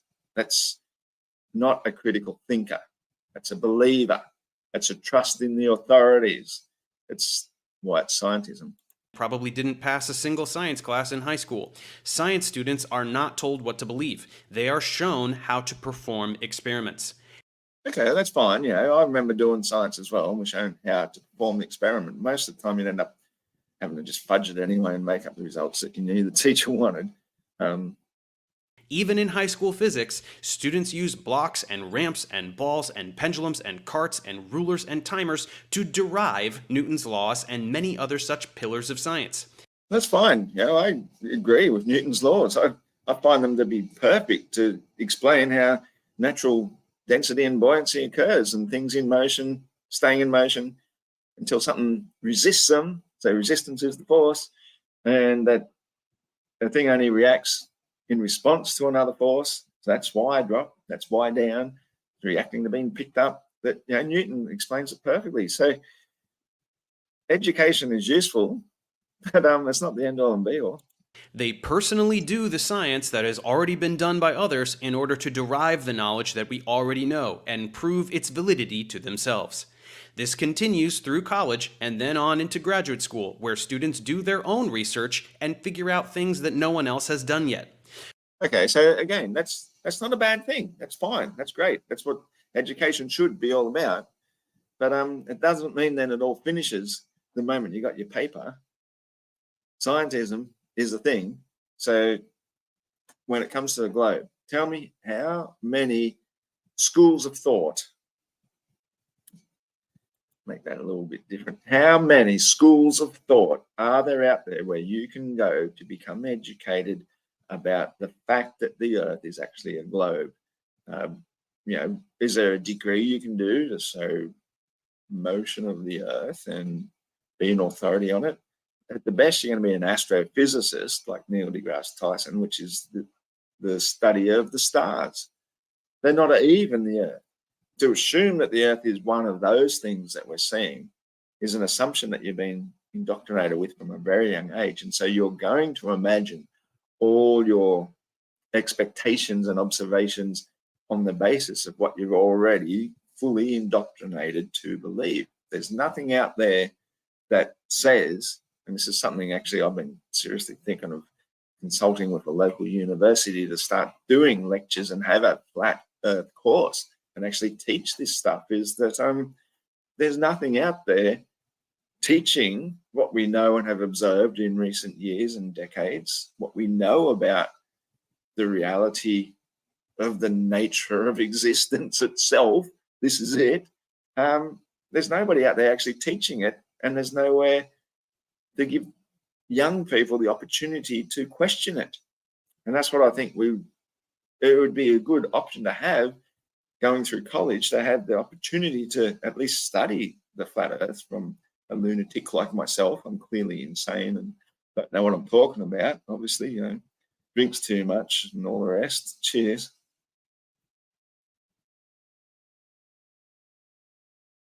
But I seriously think that I could teach a course that will at least open up their minds to the possibility of it being flat.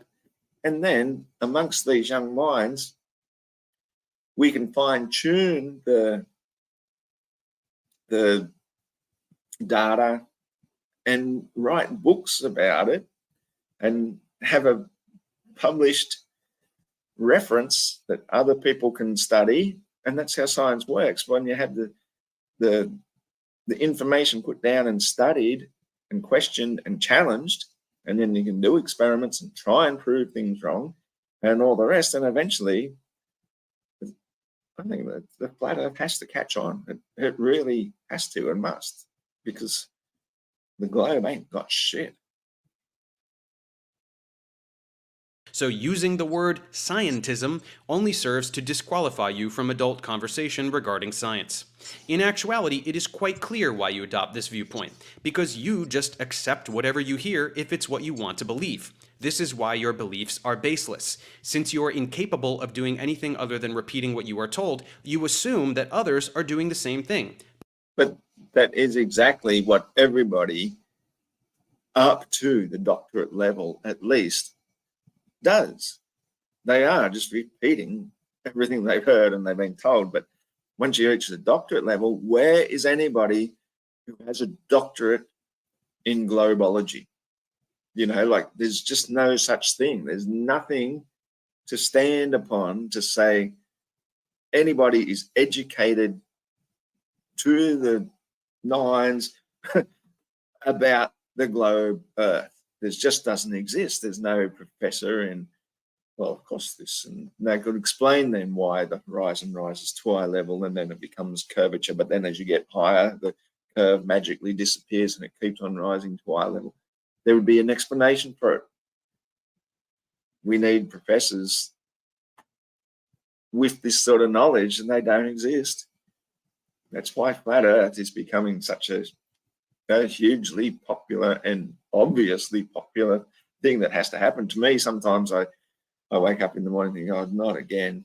Don't tell me there's going to be another 100 globe trolls on Facebook to wade through their crap and address. And there always is. There are so many people. I mean, Cora is hilarious. The amount of people who vehemently argue for, we know it's a globe. We've known for 1,000 years.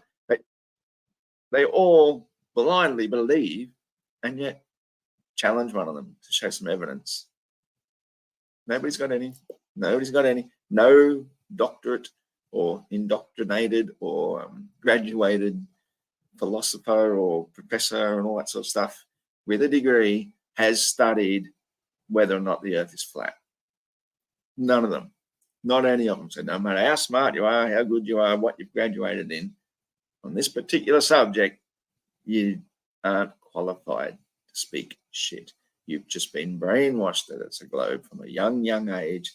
And so out of fear to accept that quite a lot of what you've thought all your life is wrong, you just reject it. And then you ridicule those who question it and you think they're the dumbest people around. We're not. But they are not. Those that are educated in the sciences understand how things work and use this information to build technology. Yeah, but so does a mechanic. So does a bricklayer. Everybody who builds stuff is trained in the mechanisms of things. It doesn't change anything about the shape of the Earth. Such as computers and the internet, both of which you use to claim that the science that produced them isn't real. No. The science that produced them is real. The belief that the Earth is a spinning space ball hurtling through outer space is irrelevant and not real. And got nothing to do with whoever invented my computer or who put it together or who made my car or who did the wiring in the house. All those different things happen because they work out of years and years and years of experience. That's got nothing to do with science thinking the world is a spinning space ball hurtling throughout space, because science doesn't do that. It says it must be mathematically, theoretically, but the evidence for it don't exist. In a display of irony so thick that you could cut it with a knife.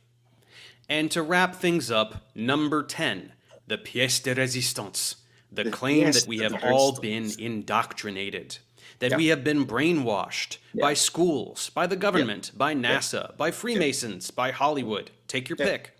Well, as I have demonstrated in this clip, you all say the same exact ridiculous things word for word.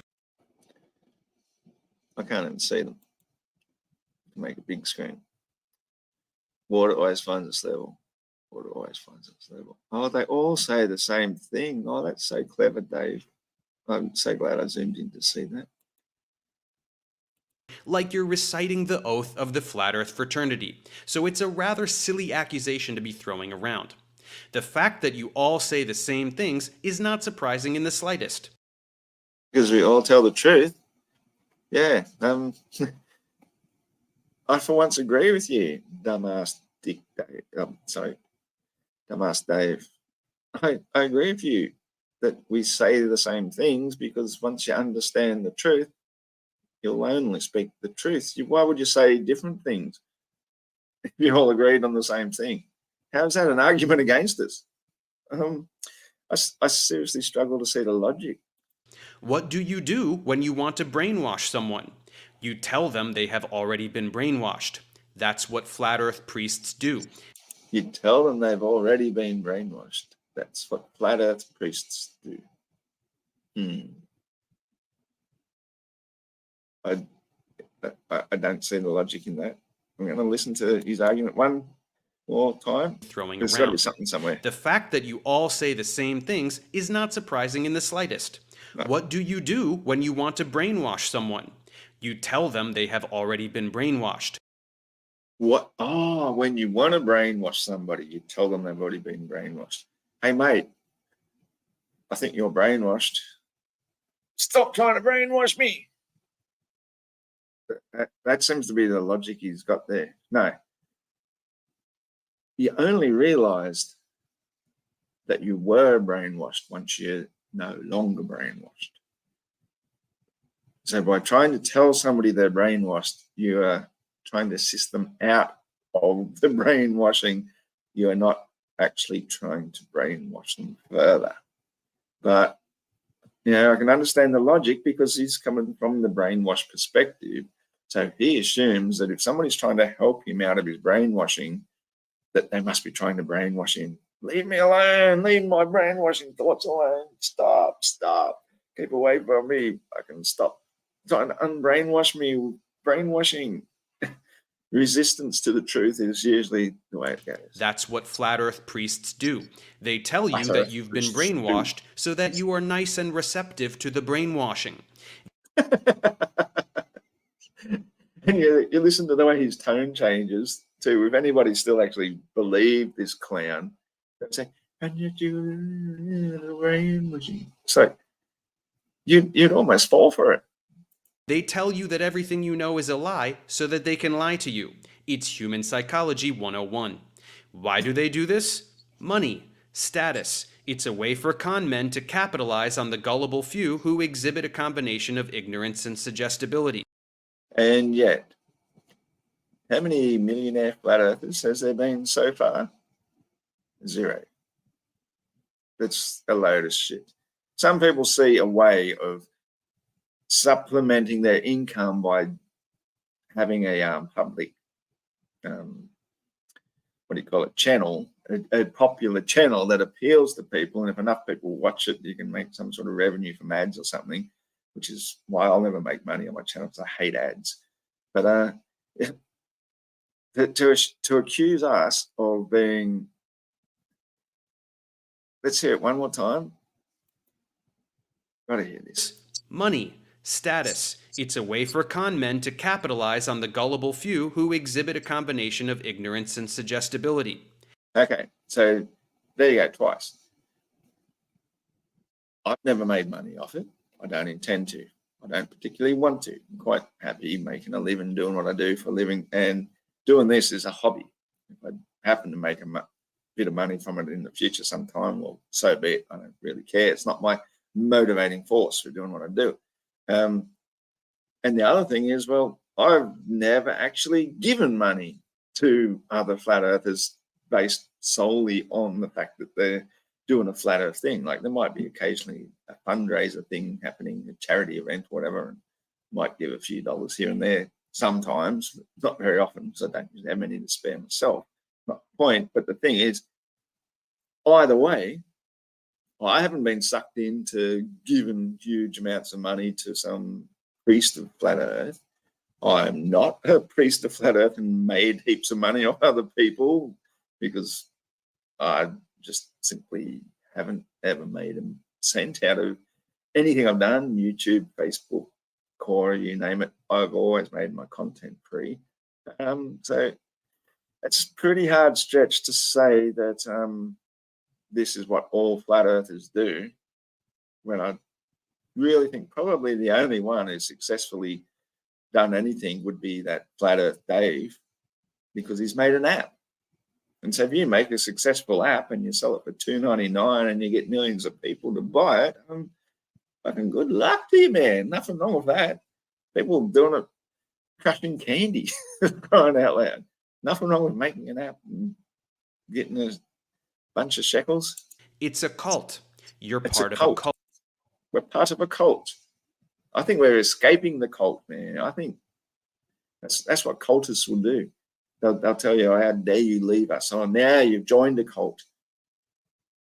He's actually upset that we're leaving the heliocentric. We're no longer being a helioist, part of the cult that worships the sun for thousands of years and believes, for whatever reason, that the earth spins around the sun. Like, it serves no purpose anyway, but if you leave their cult, you've joined a cult. Not like the kill yourselves with Kool-Aid kind, but it's not that far off. So get angry, call me a shill, call me... I wouldn't call you a shill. That's too good of a word for a wanker like you, man. I got no reason to get angry. I just think you're dumb, you're stupid, you're ignorant, you're anti-scientific, you're embarrassment to humanity, you're embarrassment to decent people, you're embarrassment to logic, to physics, to the understanding of the nature of properties of matter, liquids, fluids, and gases. You're an idiot. So this is one I should have done years ago. I just didn't know how to make videos like this. And I do have an encore. me whatever you want. I guarantee that many of you will bring up these 10 things I just talked about while commenting on this very video, demonstrating that you didn't even watch any of it. Most of the rest of you will avoid addressing anything I said and just vomit a bunch of other... No, I took you point by point, rewinded through heaps of it, had to listen to everything you said, sometimes several times, to try and understand what the fuck you're saying, because you speak so fast, as arrogant people tend to do, in the very condescending tone as you're using now. And I went through every single last one of them. I've addressed every last little thing. I think if you'd like to debate me one-on-one, not a Professor Dave. See if I'm not too busy. I might be washing my hair or something. Different flat earth talking points, but maybe a portion of you will have the courage to accept that you've fallen for a hoax. It's not that big a deal. Many of us have fallen for hoaxes or been manipulated at one time or another, myself included. Just admit that to yourself and walk away. And when you're ready to learn science in earnest, my tutorials will be waiting for you. Thanks for watching.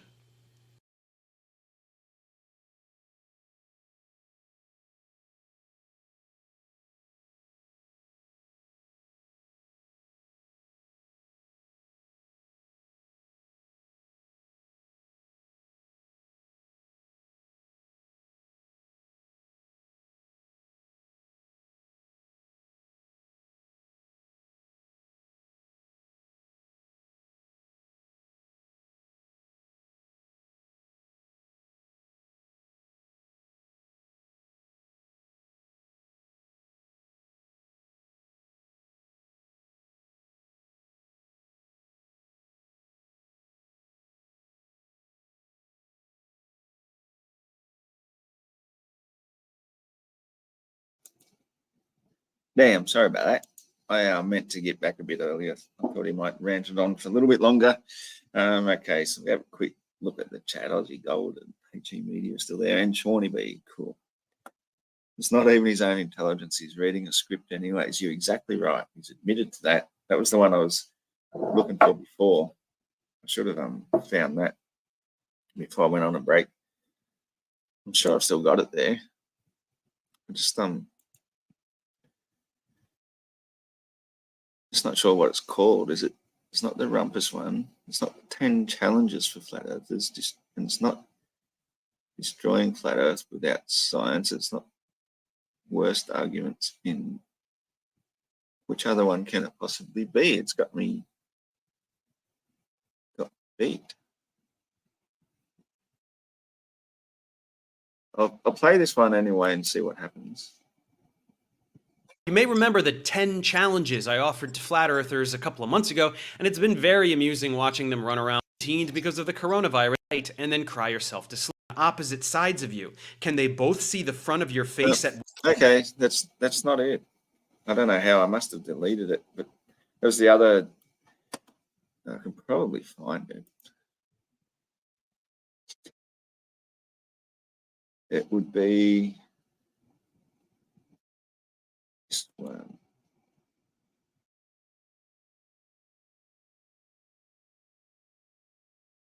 Oh, no, I can't get it right. Get it right. The James Tour one. What's it called? Just another sellout starving artist. I should be able to bring that up somehow, surely.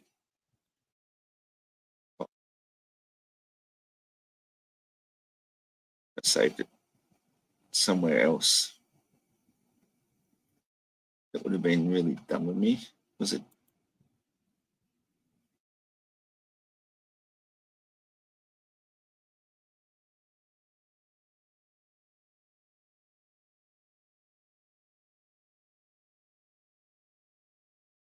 Tell you what, we'll just close, cancel.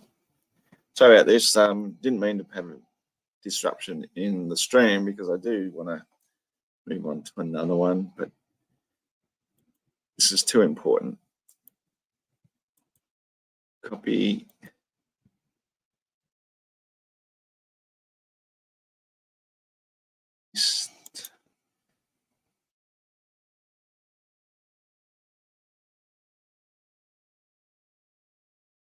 Dave, come on.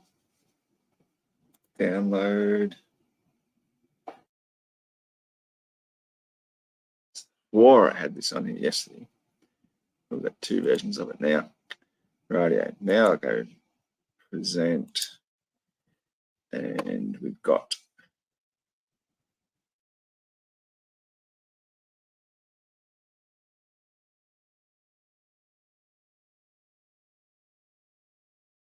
that one. Now I've got two copies of it. Right, here we go. Intelligent Design James Tour wasn't a fan of the You know that I have not been a proponent of intelligent design and proponent of Intelligent Design James Tour.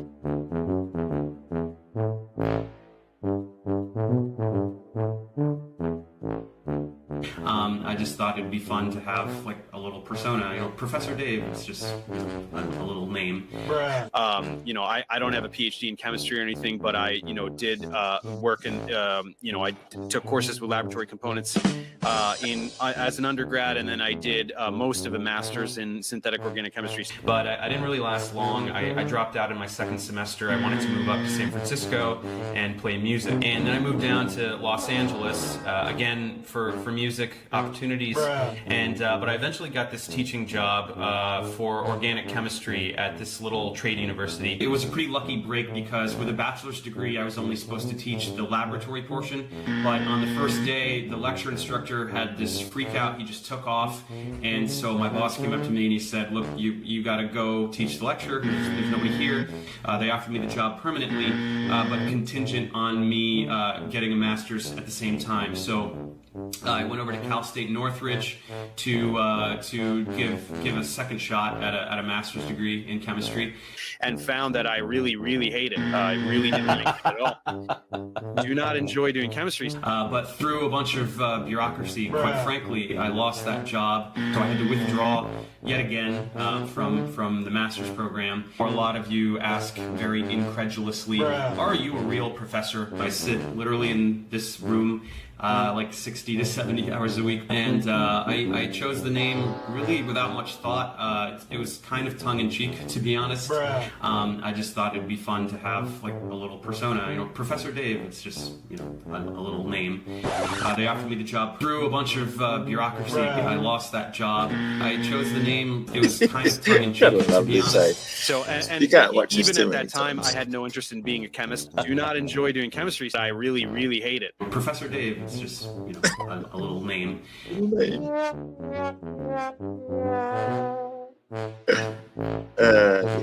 Okay, I've got another one to do now because I knew I'd have so much fun. I just really wanted to just a minute there, man. You don't need any more of that trumpet music. Yeah, I really wanted to defend the flat Earth against that presentation of dickhead Professor Dave for years, and today's the day I did it. So my happy day. So I could just leave it there and walk away, but what I found, there's another Dave out there. Can you believe it? The world is full of them, and this one's called Dave McKeegan, and I've seen some of his videos before and really would have loved to rip one of them apart.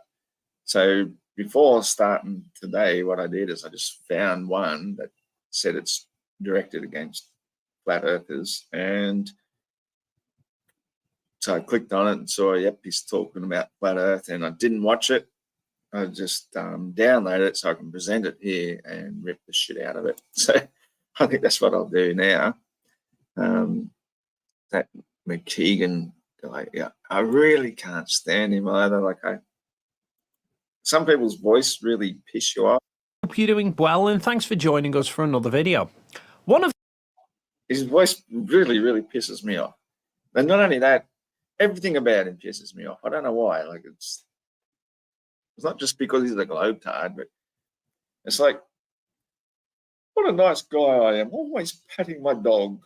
Always have to be touching something living and showing everybody what a lovely, gentle, kind person I am. And yeah, let's have a look at him. We'll have a listen and we'll see what he says. The most common flat earth arguments that gets put forward against the globe is the notion that we apparently can't just be there in space without some sort of a container holding the atmosphere in, otherwise it would just escape off into space. Well, that's fair, and that would be a very strong argument that I use all the time. That's one I regularly bring up, and I even mentioned before, is how that a vacuum of nothing, a low pressure, is something that a high pressure of gas is always going to escape towards, unless there's a physical barrier in between them. It's pretty straightforward. It's why you have valves on your gas bottle, so when you compress air into it or gas into it, you can seal it off. And then when you attach a hose to it, get it to do what you want it to do. Or if you just open up the valve, it'll just come, you know, it comes out. High pressure goes to low pressure. That's what it always does. And once the pressure has equalized with the surroundings, it will stop doing that. So if the Earth is in a vacuum of space, then our atmosphere would go until it equalized with everything else. So unless all of space is the equivalent of Earth's atmosphere, and so we can do what Doctor Who always does every time he lands, somebody doesn't need a spacesuit and shit. It's all the same as it is here on Earth. Well, then, until then, the Earth's atmosphere cannot be in outer space in accordance with the heliocentric model. As simple as that. Now, the globe answer to that is, of course, gravity. That the mass of Earth attracts everything else around it that all... It's Aussie Gold says most of the colonies don't like the Pommy accent, and also g'day Top G. Good to see you here, fella, wherever you may be. Most of the colonies don't like the Pommy accent. It's not that. Like, I can listen to some good Cockney accents without a problem, and they don't bother me in the least. But this one, if you'd listen just to even that last thing you said it there, would just escape off into space. Now, the globe answer to that is, of course, now the globe answer to that is very. It's got the extreme amount of that poshness into it, with this inflection, I can only say, which I see in the Australian accent too, of the Americanized way of saying certain things, like that, that type of pronunciation drives me up the wall. Or even my own name, the way the Americans say it is Ross. It's not Ross. My name is Ross. That's how you pronounce it. It's Ross. Raw. It's not this Ross. And it's the way they inflect this that tells me this isn't even a seriously genuine Pommy accent. This has been infiltrated by the Americanization of things. And when you get the combination of the modern Pommy Yankee mixed together, that's what drives me up the wall. Craig does it too. A lot of them do it, and it's great on my ears. Of course, gravity. The mass of Earth attracts everything else around it that also has mass. So every A sound, mass, attracts. That's what I hate about it. And that includes gas molecules. Yes. To which flat earthers say gravity isn't real and we can't prove it's actually there. Except we can, but that's going to be a separate video. I mean, it's not like gravity's using Atlas VPN to pretend it's somewhere that it's not. Atlas VPN reroutes your data through its secure servers around the world to make people think you're in a different location and help. Sorry, I can't do free advertising on his behalf. I forgot they do that. They put their paid. Thinks you're located, which. Well, I'll just have to mute that. Because of course, people like a VPN. I don't think it makes any difference. Well, thanks to Atlas VPN, you can. I really don't think it makes that much difference. I think you're going to be tracked. If you're going to do something illegal, don't do it on the internet. Simple as that. You got nothing to hide. Who gives a shit? Let them perv on you, perverts. Anyway, oh,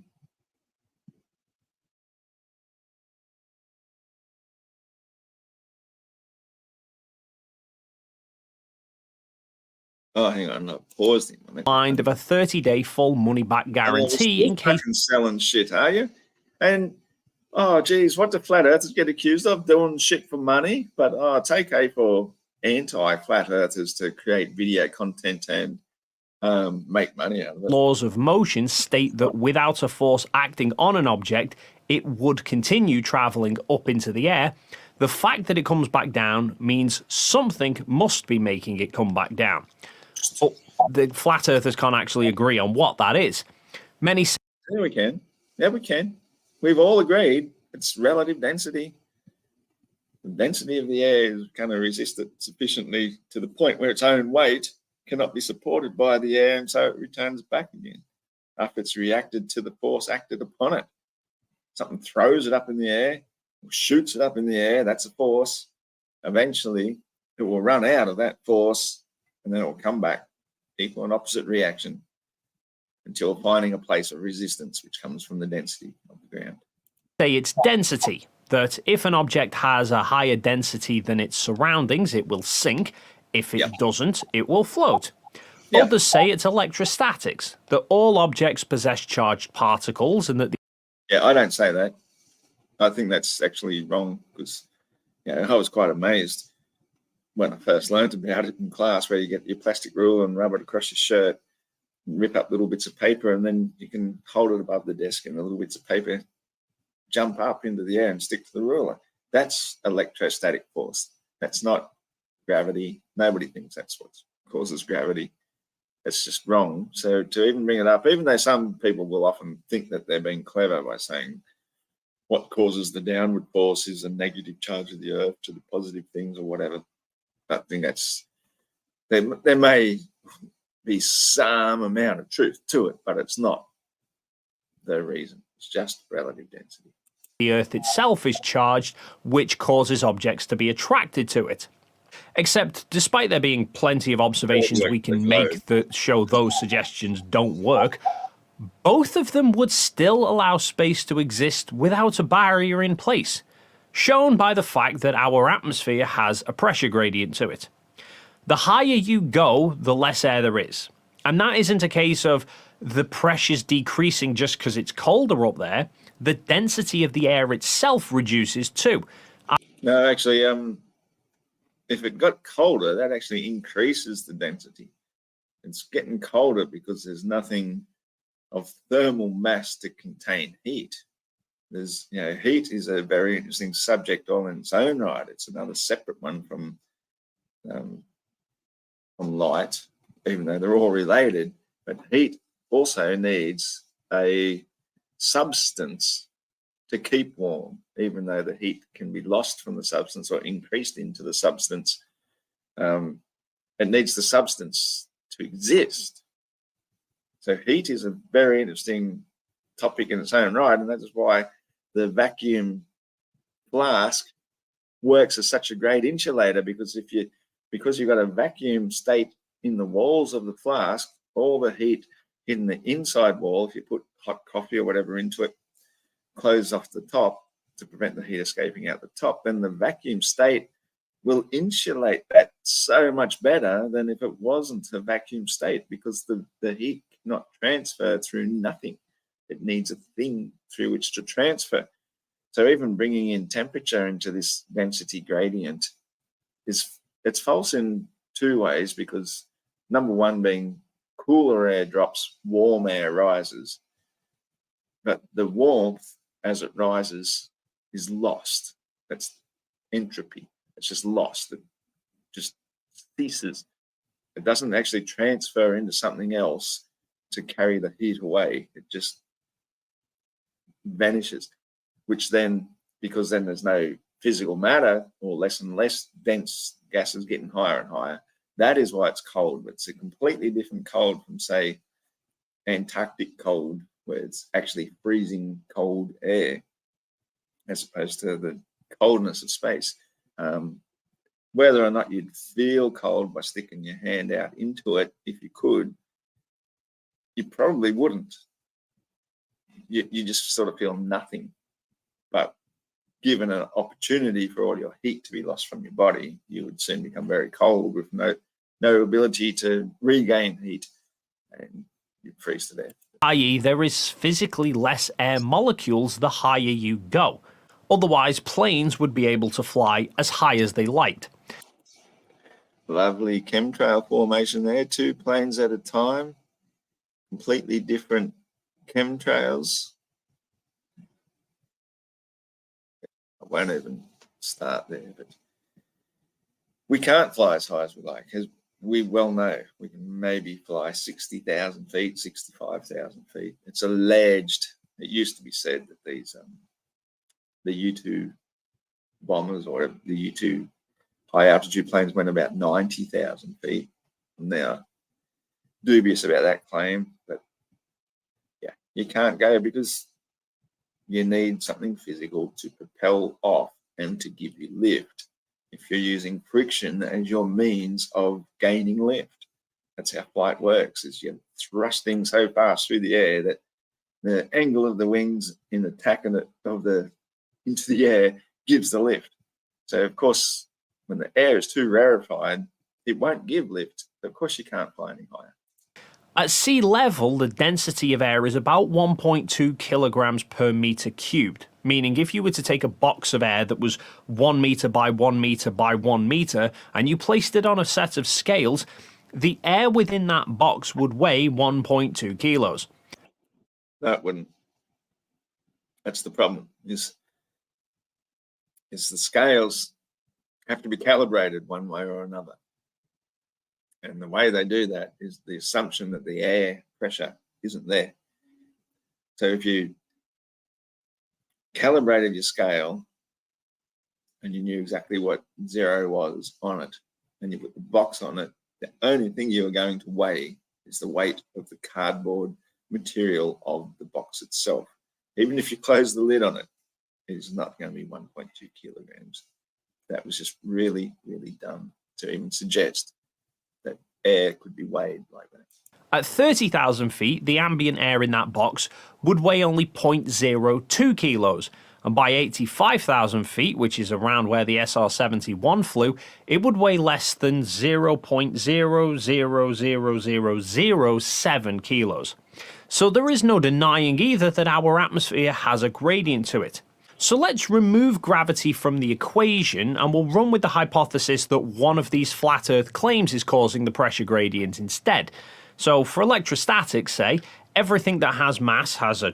Okay, so this isn't my argument, so it's going to be difficult for me to argue against it because electrostatics don't come into my argument whatsoever. I just say that gases have a density due to the molecular weight of the particular gas, and then the concentration of that amount of gas will find its sort of level, but then you've got the dynamics of the weather always messing with everything. That's why barometric pressure is always changing everywhere. But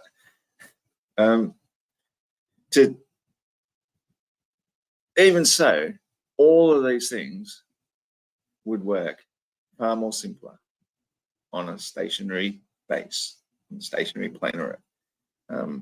Once you put that ball in motion through a vacuum, everything just falls apart. Everything, even any of these claims. So even though I don't think we need electrostatic attraction to give this impression of gravitational attraction, simply because everything does find its way to the base and must come to rest on something solid, it's pretty much a non-argument. Charge to it that is attracted towards the Earth. So that means air molecules themselves must have a charge to them. And as there is more air closer to sea level, then that means those molecules must be being attracted towards the Earth. If the Earth was trying to repel the molecules, then they would be being pushed away from the ground, so the air pressure would be increasing as you got higher, not decreasing. If the molecules were neutral to Earth, then the air pressure would be trying to equalize, which would create equal pressure all the way from the ground up to the firmament. So the fact that we have more molecules of air nearer the Earth means that if electrostatics is the cause of the pressure gradient, it's because the Earth is attracting the air. Exactly like gravity. Okay, so in other words, you didn't have to change anything in existence. You didn't have to invent any imaginary forces of pullity or bigity or any of those things that give you gravity. It just is because it is. And your word for it is gravity. Gotcha. So it wouldn't require a container because the Earth itself is keeping the air contained. And it's a similar story with density, or relative density disequilibrium as many flat earthers call it, that an object will move depending on its density versus the density of its surroundings. So if you drop a stone into water, the stone is more dense than the surrounding water, so it sinks. If you drop a ping pong ball, it's less dense than the water, so it floats. But the ball is still more dense than the air above the water, so it doesn't go any higher than the surface of the water. But even that argument doesn't actually seem to be a problem for the notion of space without a barrier, because, as we've already established, the density of the atmosphere decreases the higher you go, which means for any given altitude, the air at that altitude will be more dense than the air above it. Okay, yep, is right. We agree. However, we're still out dealing with the fact you guys think this ball hurtles at 1,000 miles an hour on its axis, 66,600 miles per hour through a vacuum of space. That's where we start to have a problem. All of this is fine. It's perfect. It's physics. It's observable physics, exactly what we experience. When you bring in those theoretical beliefs, unprovable, hypothetical, absurd, absolutely absurd beliefs, that's when we have a problem. So it can't rise up. And any amount of air pressure will have a higher density than a perfect vacuum. So by flat earthers' own logic of relative density disequilibrium, the atmosphere couldn't escape into space because that would be higher density moving into lower density. Huh? Huh? That still made no sense. High pressure does move into low pressure every single time. Now, the time it doesn't do it is obviously on the up-down scale of observable reality. All right. And that's ignoring that space isn't even claimed to be a perfect vacuum. It's only a near-perfect vacuum. So, Oh, of course, it varies depending on our needs. When you want it to be a vacuum, it is. When you want to have zero friction on your satellites and your moons and your planets and everything rushing around the sun, that's when it's got zero resistance whatsoever. But the rest of the time, it's just a near perfect vacuum. Why don't we see any entropy or slowing down of the rate of motion of everything as we observe? If, say, we throw something up. When we throw something up, it gets slower and slower and slower until it stops and then falls back down again. That's a sort of a form of entropy. It's what happens when something has some sort of resistance. Eventually it'll stop and go back the other way. So if the universe isn't a perfect vacuum, then everything should be slowing down. It should be observable at the same sort of rate. You would think that we would notice, but anyway, what would I know? No astrophysicist. we don't have atmosphere next to vacuum. We essentially have very, very, very low gas pressure next to even slightly lower gas pressure. Now, if you released helium in a room, it would need the ceiling to contain it. Otherwise, it would be free to keep flying up. But if we look at experiments with, say, sulfur hexafluoride, which is a very dense gas, you can put that into an open-top jar and it will stay there. You can float balloons on top of it to know it's still in there. It will not try to equalize into the room because the gas is denser than the surrounding air. Yeah, that's exactly what we've been saying, man. That's exactly right. You need the base and you need sidewall containers, or that gas would itself escape. Everything requires a container. Everything. Which means that the Earth is just a really, really big container that contains all of our gases. It would have to have some sort of higher walls somewhere, or else you'd have to simply accept that the infiniteness of it has the same pressure gradient everywhere. That, with variables only due to temperature and weather and all the rest. But otherwise, you have to accept that the Antarctic icefall itself then must be a part of the container, and potentially then an even higher wall somewhere else, even more of the container, just as you're demonstrating. So you're shooting yourselves in the foot to say that this is an example of a ball in a medium of nothing, is why we have a pressure gradient of atmosphere. You can't have it. So once again, the fact that we have a pressure gradient shows we don't need a container holding it in. You just showed we did. You actually just showed we did. And then you say that. This guy is so easy to debunk. I should watch more of his shit. He's so stupid. I think you might be the second stupidest guy on the internet, actually. If we needed a container to hold the atmosphere in, the atmosphere would be like the helium balloon, actively trying to get higher, which... Yeah, and so if we say we have a firmament that stops the helium, and we have a bed or a sea of superfluid helium up there that the moon floats upon, basically, that matches our model. Which again would mean the pressure would be higher the further up you go. No, it's the opposite. It's a reverse gradient. Helium is lighter, but then in a sense it becomes a cushion. Oh no, I can't think of the right word. The atmospheric pressure gradient on a globe is obviously caused by gravity, and if Obviously caused by gravity. How is that obviously caused by gravity? I mean, seriously, you're pointing towards the center of the Earth, and yet, if it's a three-dimensional object, the arrow should be pointing down from all directions, not just from the non-equator equator, towards the center. Even their own images are just unbelievably stupid. It's a three-dimensional ball, for fuck's sakes. All the arrows has to be coming from outwards. I don't know if that makes sense to anybody, but I sincerely hope it would. In fact, if you look at that, there's a face. I can see two eyes and a mouth, and it's Father Earth.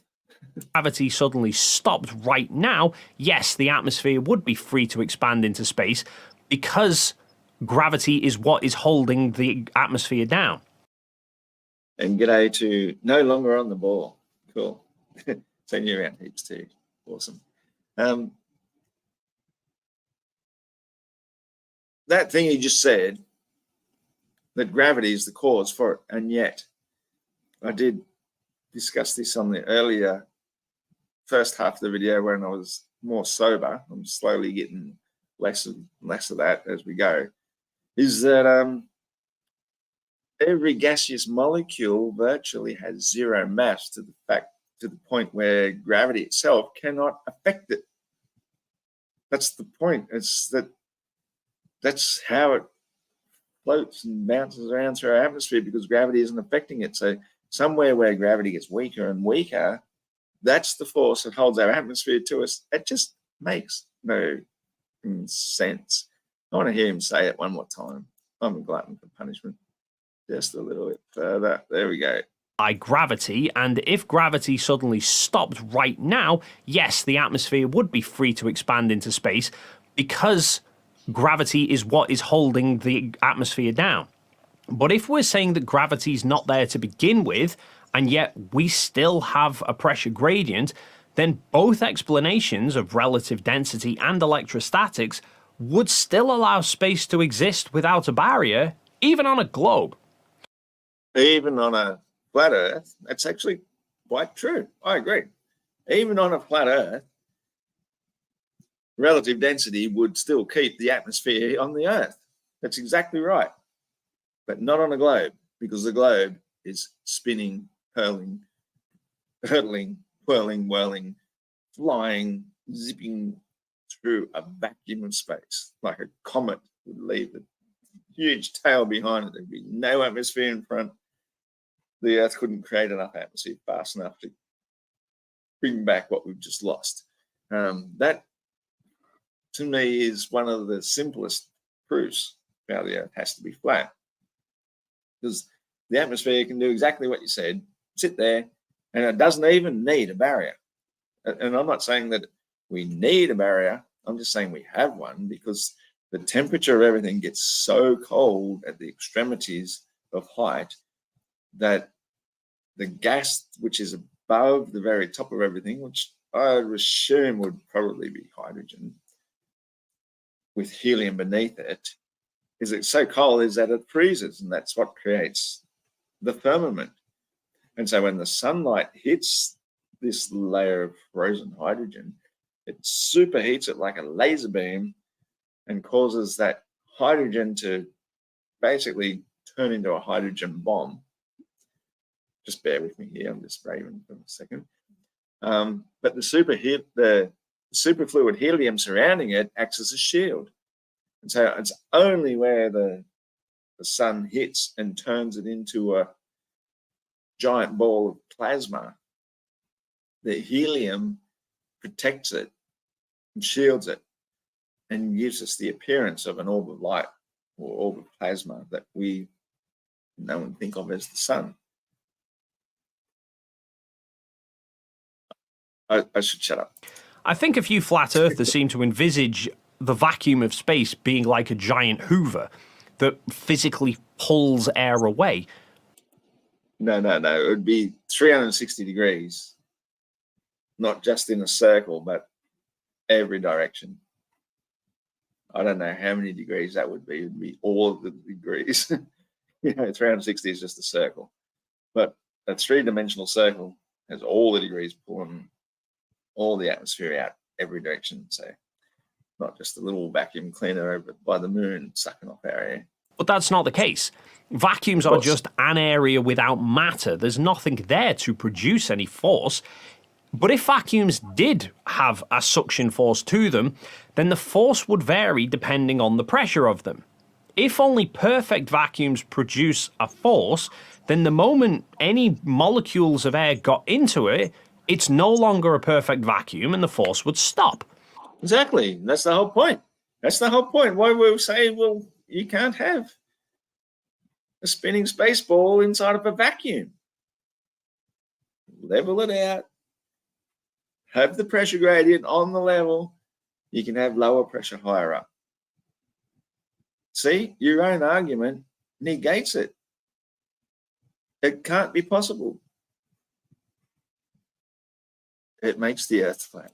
But even if it's an inversely proportional force, whereby a perfect vacuum produced the strongest pull and then the pull reduced as the pressure increases, that would mean that even within the flat Earth firmament, given that we know pressure at 20 plus miles up is almost a vacuum already, the air within the firmament would be getting pulled up, which would...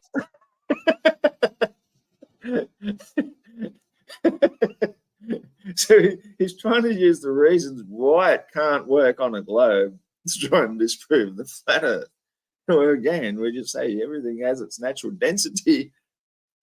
It finds its place relative to everything else, and that's why it gets less and less dense higher up, because the more dense stuff heads towards the base. He's actually trying to use an argument for why the globe can't work to say why the flat Earth can't work, because fair enough, if the air and everything was under pressure, it would push all the other gases up, but there's still only a finite amount of gases that exist, and that's what creates the pressure gradient themselves, their own mass, their own molecular weight. You can't use that against your own argument there. Fuck.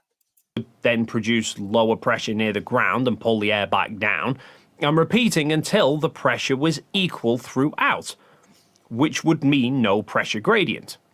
Although there is another flat Earth claim which wouldn't work with the globe. Some flat earthers point out that relative density and electrostatics don't fit with our observations of all objects accelerating towards the ground at the same rate, and so they claim that if it's not gravity causing objects to accelerate towards the Earth, then perhaps it's the Earth itself accelerating up towards the objects. Okay, this is where I want to put my fist through the screen. No. Earth is the base of the universe. It's not moving. Doesn't move. It's fixed. God. Even God is shaking his head. Why would I put a footstool constantly rising up through the air? But I don't actually follow the biblical descriptions for how the flat Earth works, but all the same, no, the Earth is not moving. Not moving. Physical means fixed, stationary, plane. That's it. Simple as that.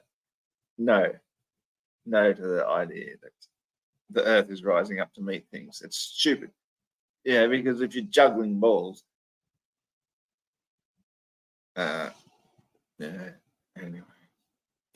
I.e., the Earth is accelerating upwards at a rate of 9.8 meters per second per second. And subsequently, that pushes everything up with it. So when we throw an object up in the air, we accelerate it further. But the moment the object leaves our hand, it stops accelerating and then stays at the same speed. But the Earth continues to accelerate underneath it and catches it back up, which makes it appear from our reference frame as though the object has fallen back to Earth. Now that's pretty clever and would explain the pressure gradient. In fact, that ties in nicely to a point I'd like to clarify from one of my previous videos about gas pressure, where I said, flat earthers keep asking to see an example of gas pressure next to a vacuum without a container, yet I keep asking to see a container with a measurable pressure gradient, and so far, nothing. What? What? You keep asking to see a container with a pressure gradient. Have you ever seen a big lighter? I have a feeling I might have to go and get one. You can see the liquid inside of it because it's clear plastic, and then you can see the space in between. Pressure gradient. Press the button down and release some gas. The liquid level goes down because the pressure gradient changes because it turns back into gas and escapes.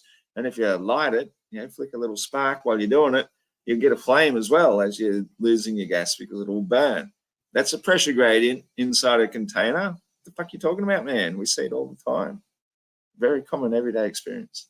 And I would like to clarify that point because I didn't really make it clear. Flat earthers tend to specifically ask to see things like 14 psi of gas pressure right next to a vacuum with no barrier, which is a total straw man anyway, because as we've just covered, the globe model doesn't claim to have 14 psi right next to a vacuum. No, well, that's fair enough. You don't. You claim to have it at the bottom and then gradually reach a vacuum. But you've never once explained how the atmosphere moves with the Earth, totaling 66,600 miles per hour. That's where you are left there. Clear-eyed, stare, clueless. My speed is relative. My atmosphere moves with my ball. Gravity is my container. You've got nothing, man. Fuck. No. There's a big pressure gradient in between. But my response is actually to ask to see a 14 psi pressure gradient within a container, since we know from high altitude balloons that we can get to heights where there is almost no air pressure, such as... The way he obsesses over that dog is just disturbing, man. It's like, come on, dude, get a girlfriend or something. Leave the petting out of your videos. It's not a good look, honestly. Mr. Sensible's Mage 2 balloon that was launched from around 14 psi. It went up to about 38 kilometers or 23 miles, and the onboard barometer recorded a minimum pressure of about 0.04 psi. So I generally asked to see such extreme pressure gradients within a container. Now, it's actually pretty straightforward to produce somewhat. I actually don't know what I just saw there. That just got introduced and wiped over so quickly. It's like, the fuck? I think that's might be part of the method that they use. It's just to just randomly throw in something and call it Mr. Sensible when we know that the guy dribbles on his shirt all the time, and he likes cheese. I'm going to bring that back. Oh, come on, a little bit further. I'm going to watch that whole scene once again. Actually, to ask to see a 14 psi pressure gradient within a container. Pressure gradient. So the whole idea is about a pressure gradient inside of a container. So I would think that the worst example you could use is high altitude balloons taking footage of the flat Earth. I would seriously think that's the worst thing you could possibly use, because when you're talking about a container, generally speaking, when we contain gases, we use solid steel bottles to contain gas. You could probably use it in glass to some degree, but you wouldn't get as high of a pressure before it exploded than you would using steel, which is what you would see, I think, 100% of gas bottles are made out of. They're all made out of metal, solid steel, with their gas, with the valve on the top to attach certain things. I can't think of any example where you didn't need solid steel to determine the pressure. Oh, well, of course, there's tires. Okay. Now that I think of it, there's all sorts of other things. Tires are a really good example. You can fill them up to 50 psi, but most people run about 30, 33, 34. Don't have them at 33. You'd be a Freemason, apparently.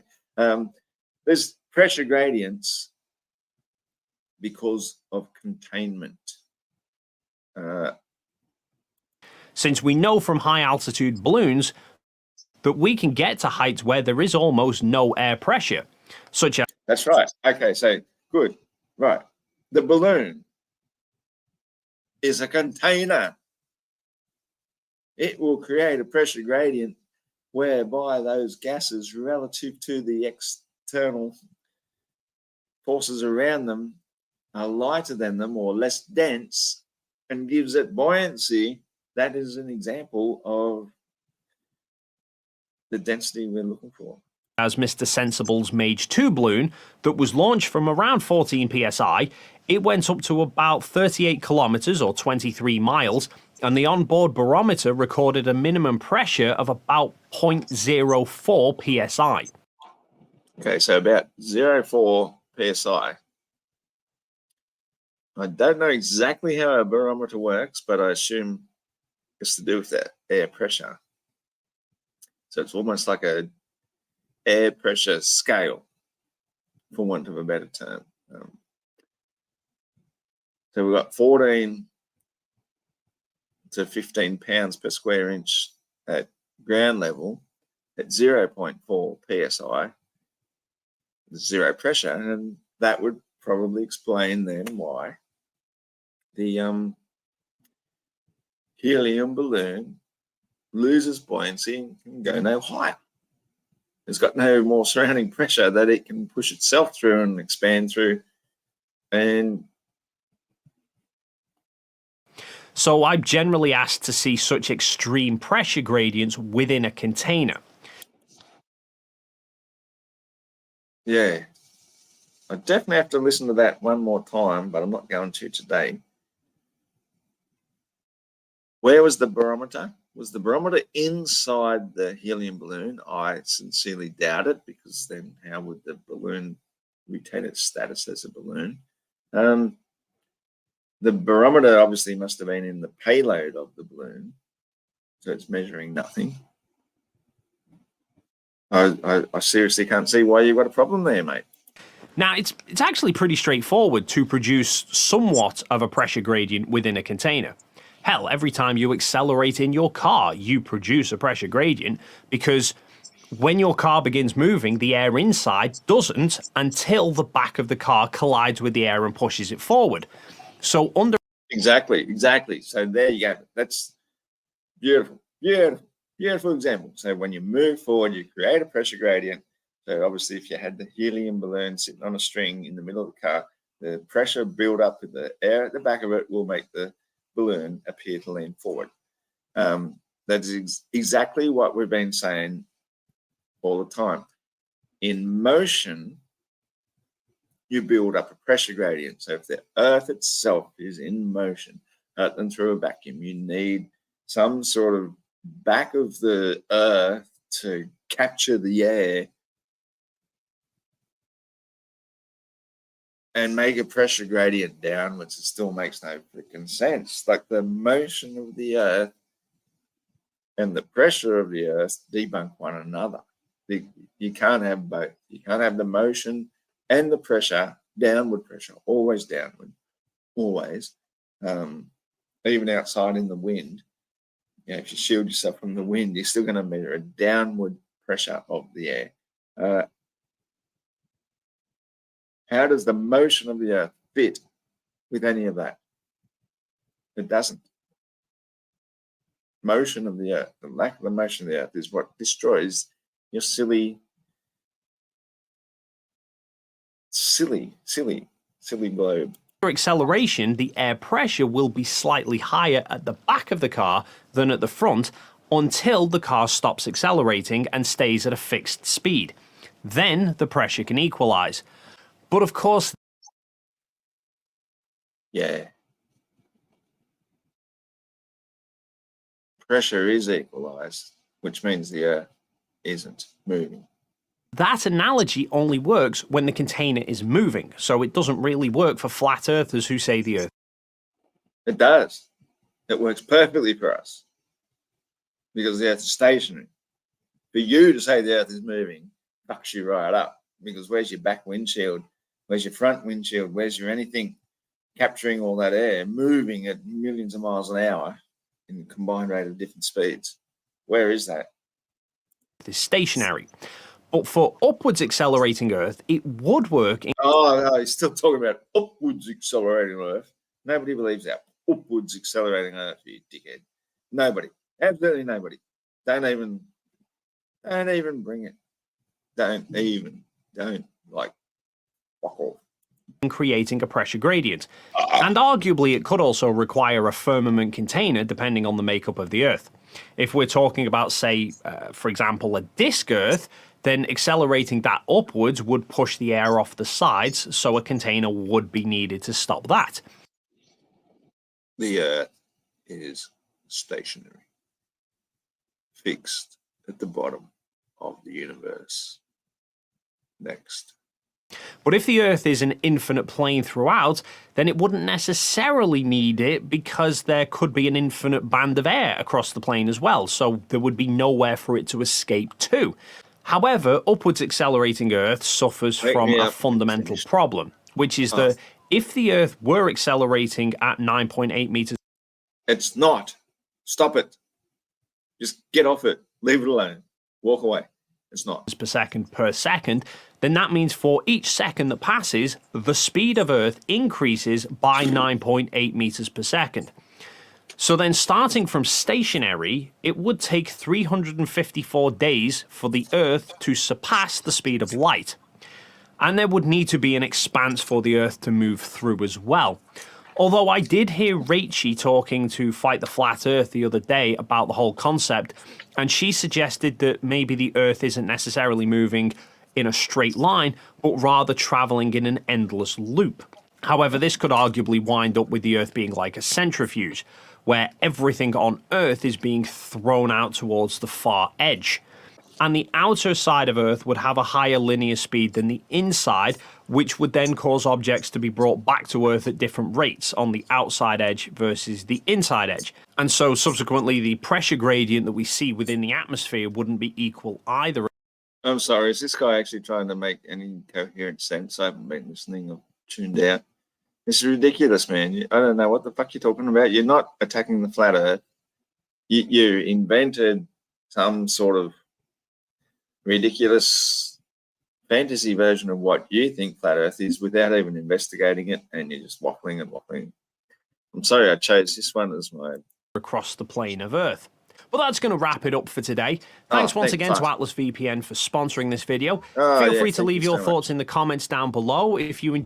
You're a fucking idiot. That's what I can say. I'm ashamed I even picked this video as something worthy of debunking. Anybody got an idea what the next one should be to download and debunk, or should I just click? Fuck, it's 5:13 already. Can you believe it? Thanks, Nuvo Laredo. I'm going to learn how to pronounce your name one of these days, Kev. Nuvo Laredo. Smash the thumbs up. Cheers, bro. Cool. You guys rock, man. Have a great Christmas. What I might do is finish this on a really poor note by pretending I can play songs. Fucking hell, it is this one. I knew it would be. It just had to be. And I'll play it terribly too, so maybe I'll just do it my way. It starts with not a G. Starts with a B. You got to clear the throat. Oh, that's right. Get rid of that wanker. In fact, get rid of them altogether. That's the other way. Oh, you idiot.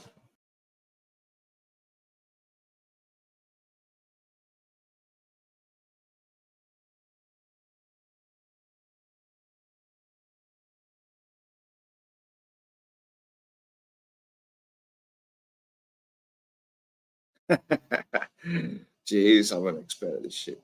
Now I can have a drink. Cheers, Merry Christmas.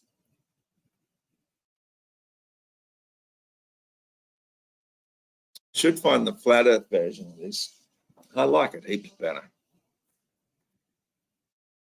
Okay, maybe it's here.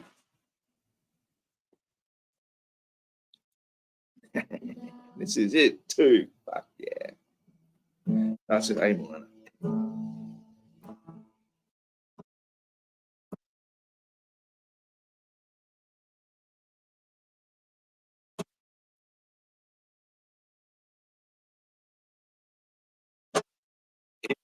Centric sun worship, Masonic illumination. It's a glue that holds us down upside hallucination. Fun the speed of sound and spinning baseball magic.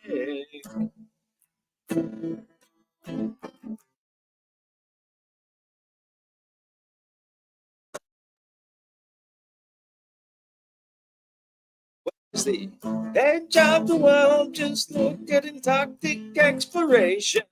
I jump the fishbowl, project the bird, criticize each and every nation. It's understood that Hollywood's out spinning spaceball magic.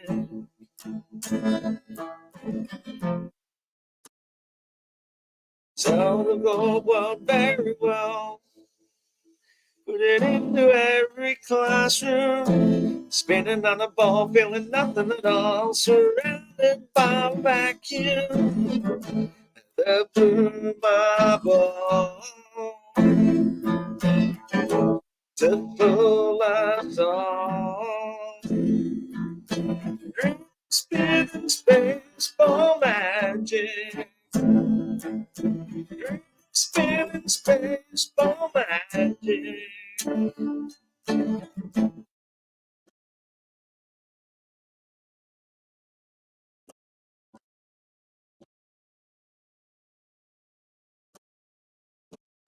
Christ, it seems you're the Son of God with your very own constellations. The Savior of the world, it's told to believe you'll have salvation. While Mother Earth gets raped and tracked for the greed and death starvation.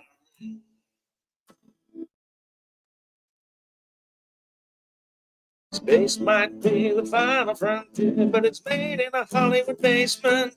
Disseminating bullshit every day, disguised as entertainment. Did you hear the news? There's a new program selling spinning ball earth magic.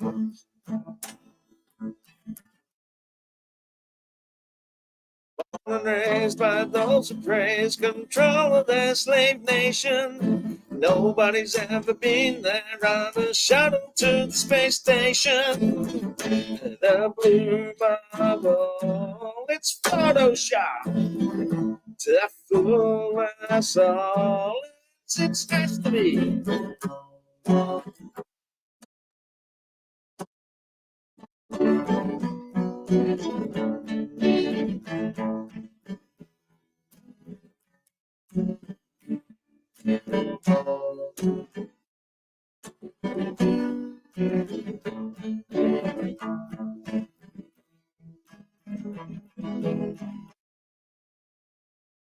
If you look into the flat earth truths, you'll find your mind awakening. The matrix lies right to your eyes, but the red pill is amazing. You going better wake up soon, don't be a cow, stop grazing.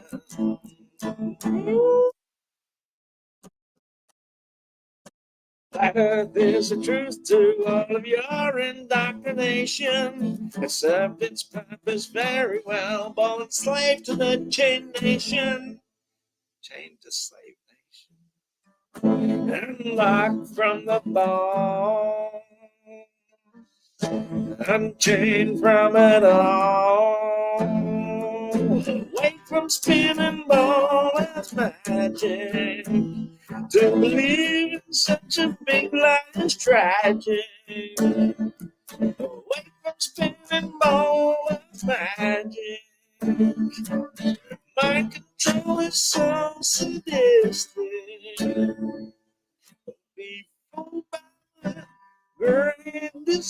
evil.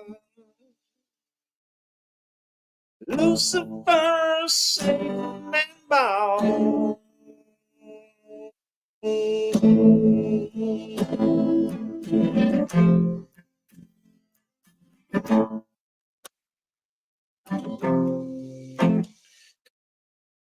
All right, I really had fun doing that. But I don't know one more I can do. No, I don't. I'll just make myself look stupid. I'll finish it on that note. And not the back of this book. Cool. Show how bad I sing.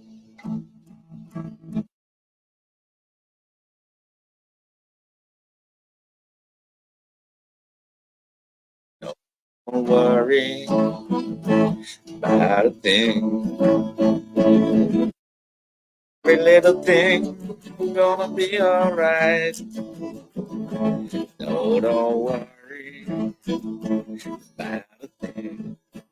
'Cause every little thing is gonna be alright. Singing, don't worry about a thing. Every little thing is gonna be alright. Rise up this morning, smiled with the rising sun. 3 little birds perched on my doorstep, singing sweet, sweet songs. A melody pure and true, singing, this is my message to you. Don't worry about a thing. Every little thing gonna be alright. Oh, don't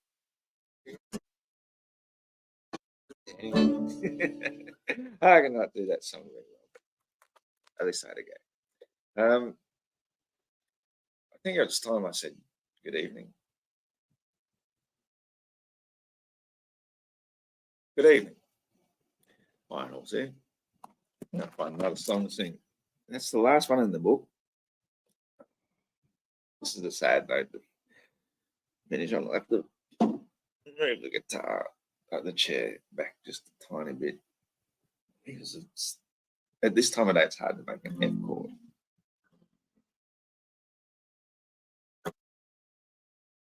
And hold your plectrum straight.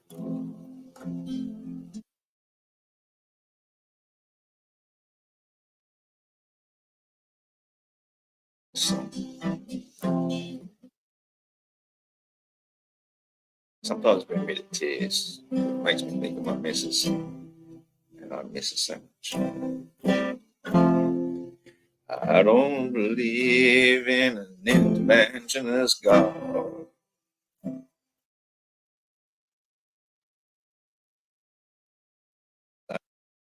Darling, that you do.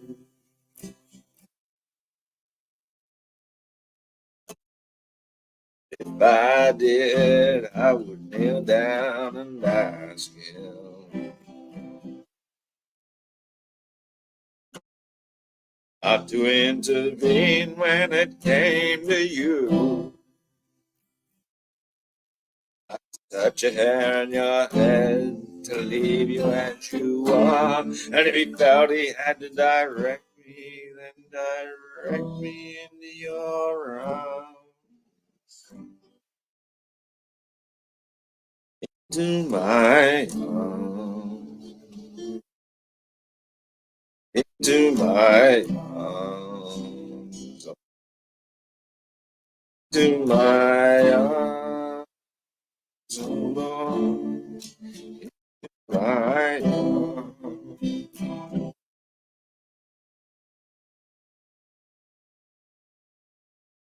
I don't believe in the existence of angels.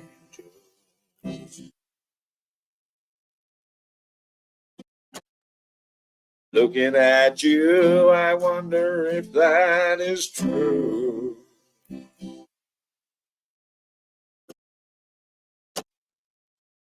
If I did, I would send them together.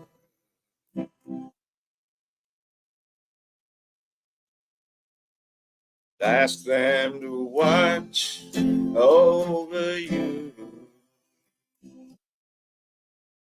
Burn a candle for you to make bright and clear your path, and to walk like Christ in grace. Love and guide you into my arms. Sometimes hit the right chords. Into my arms. Into my arms.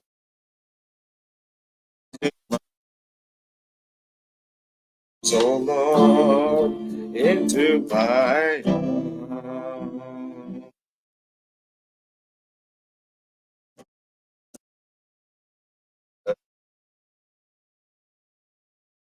Leaving love.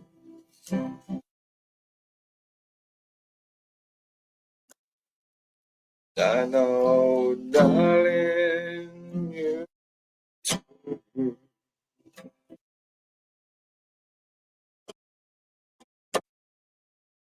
I believe in some kind of path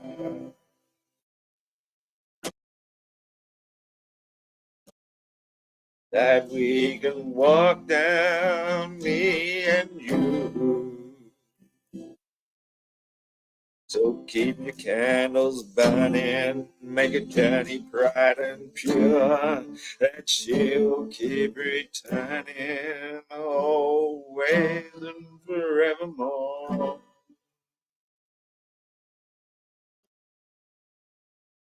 To my arms, so Lord, into my arms, to my arms, oh Lord, to my arms.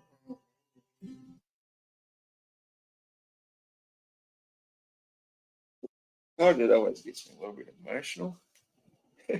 Someone's cutting onions nearby. All right, thanks for watching. We'll see you next time.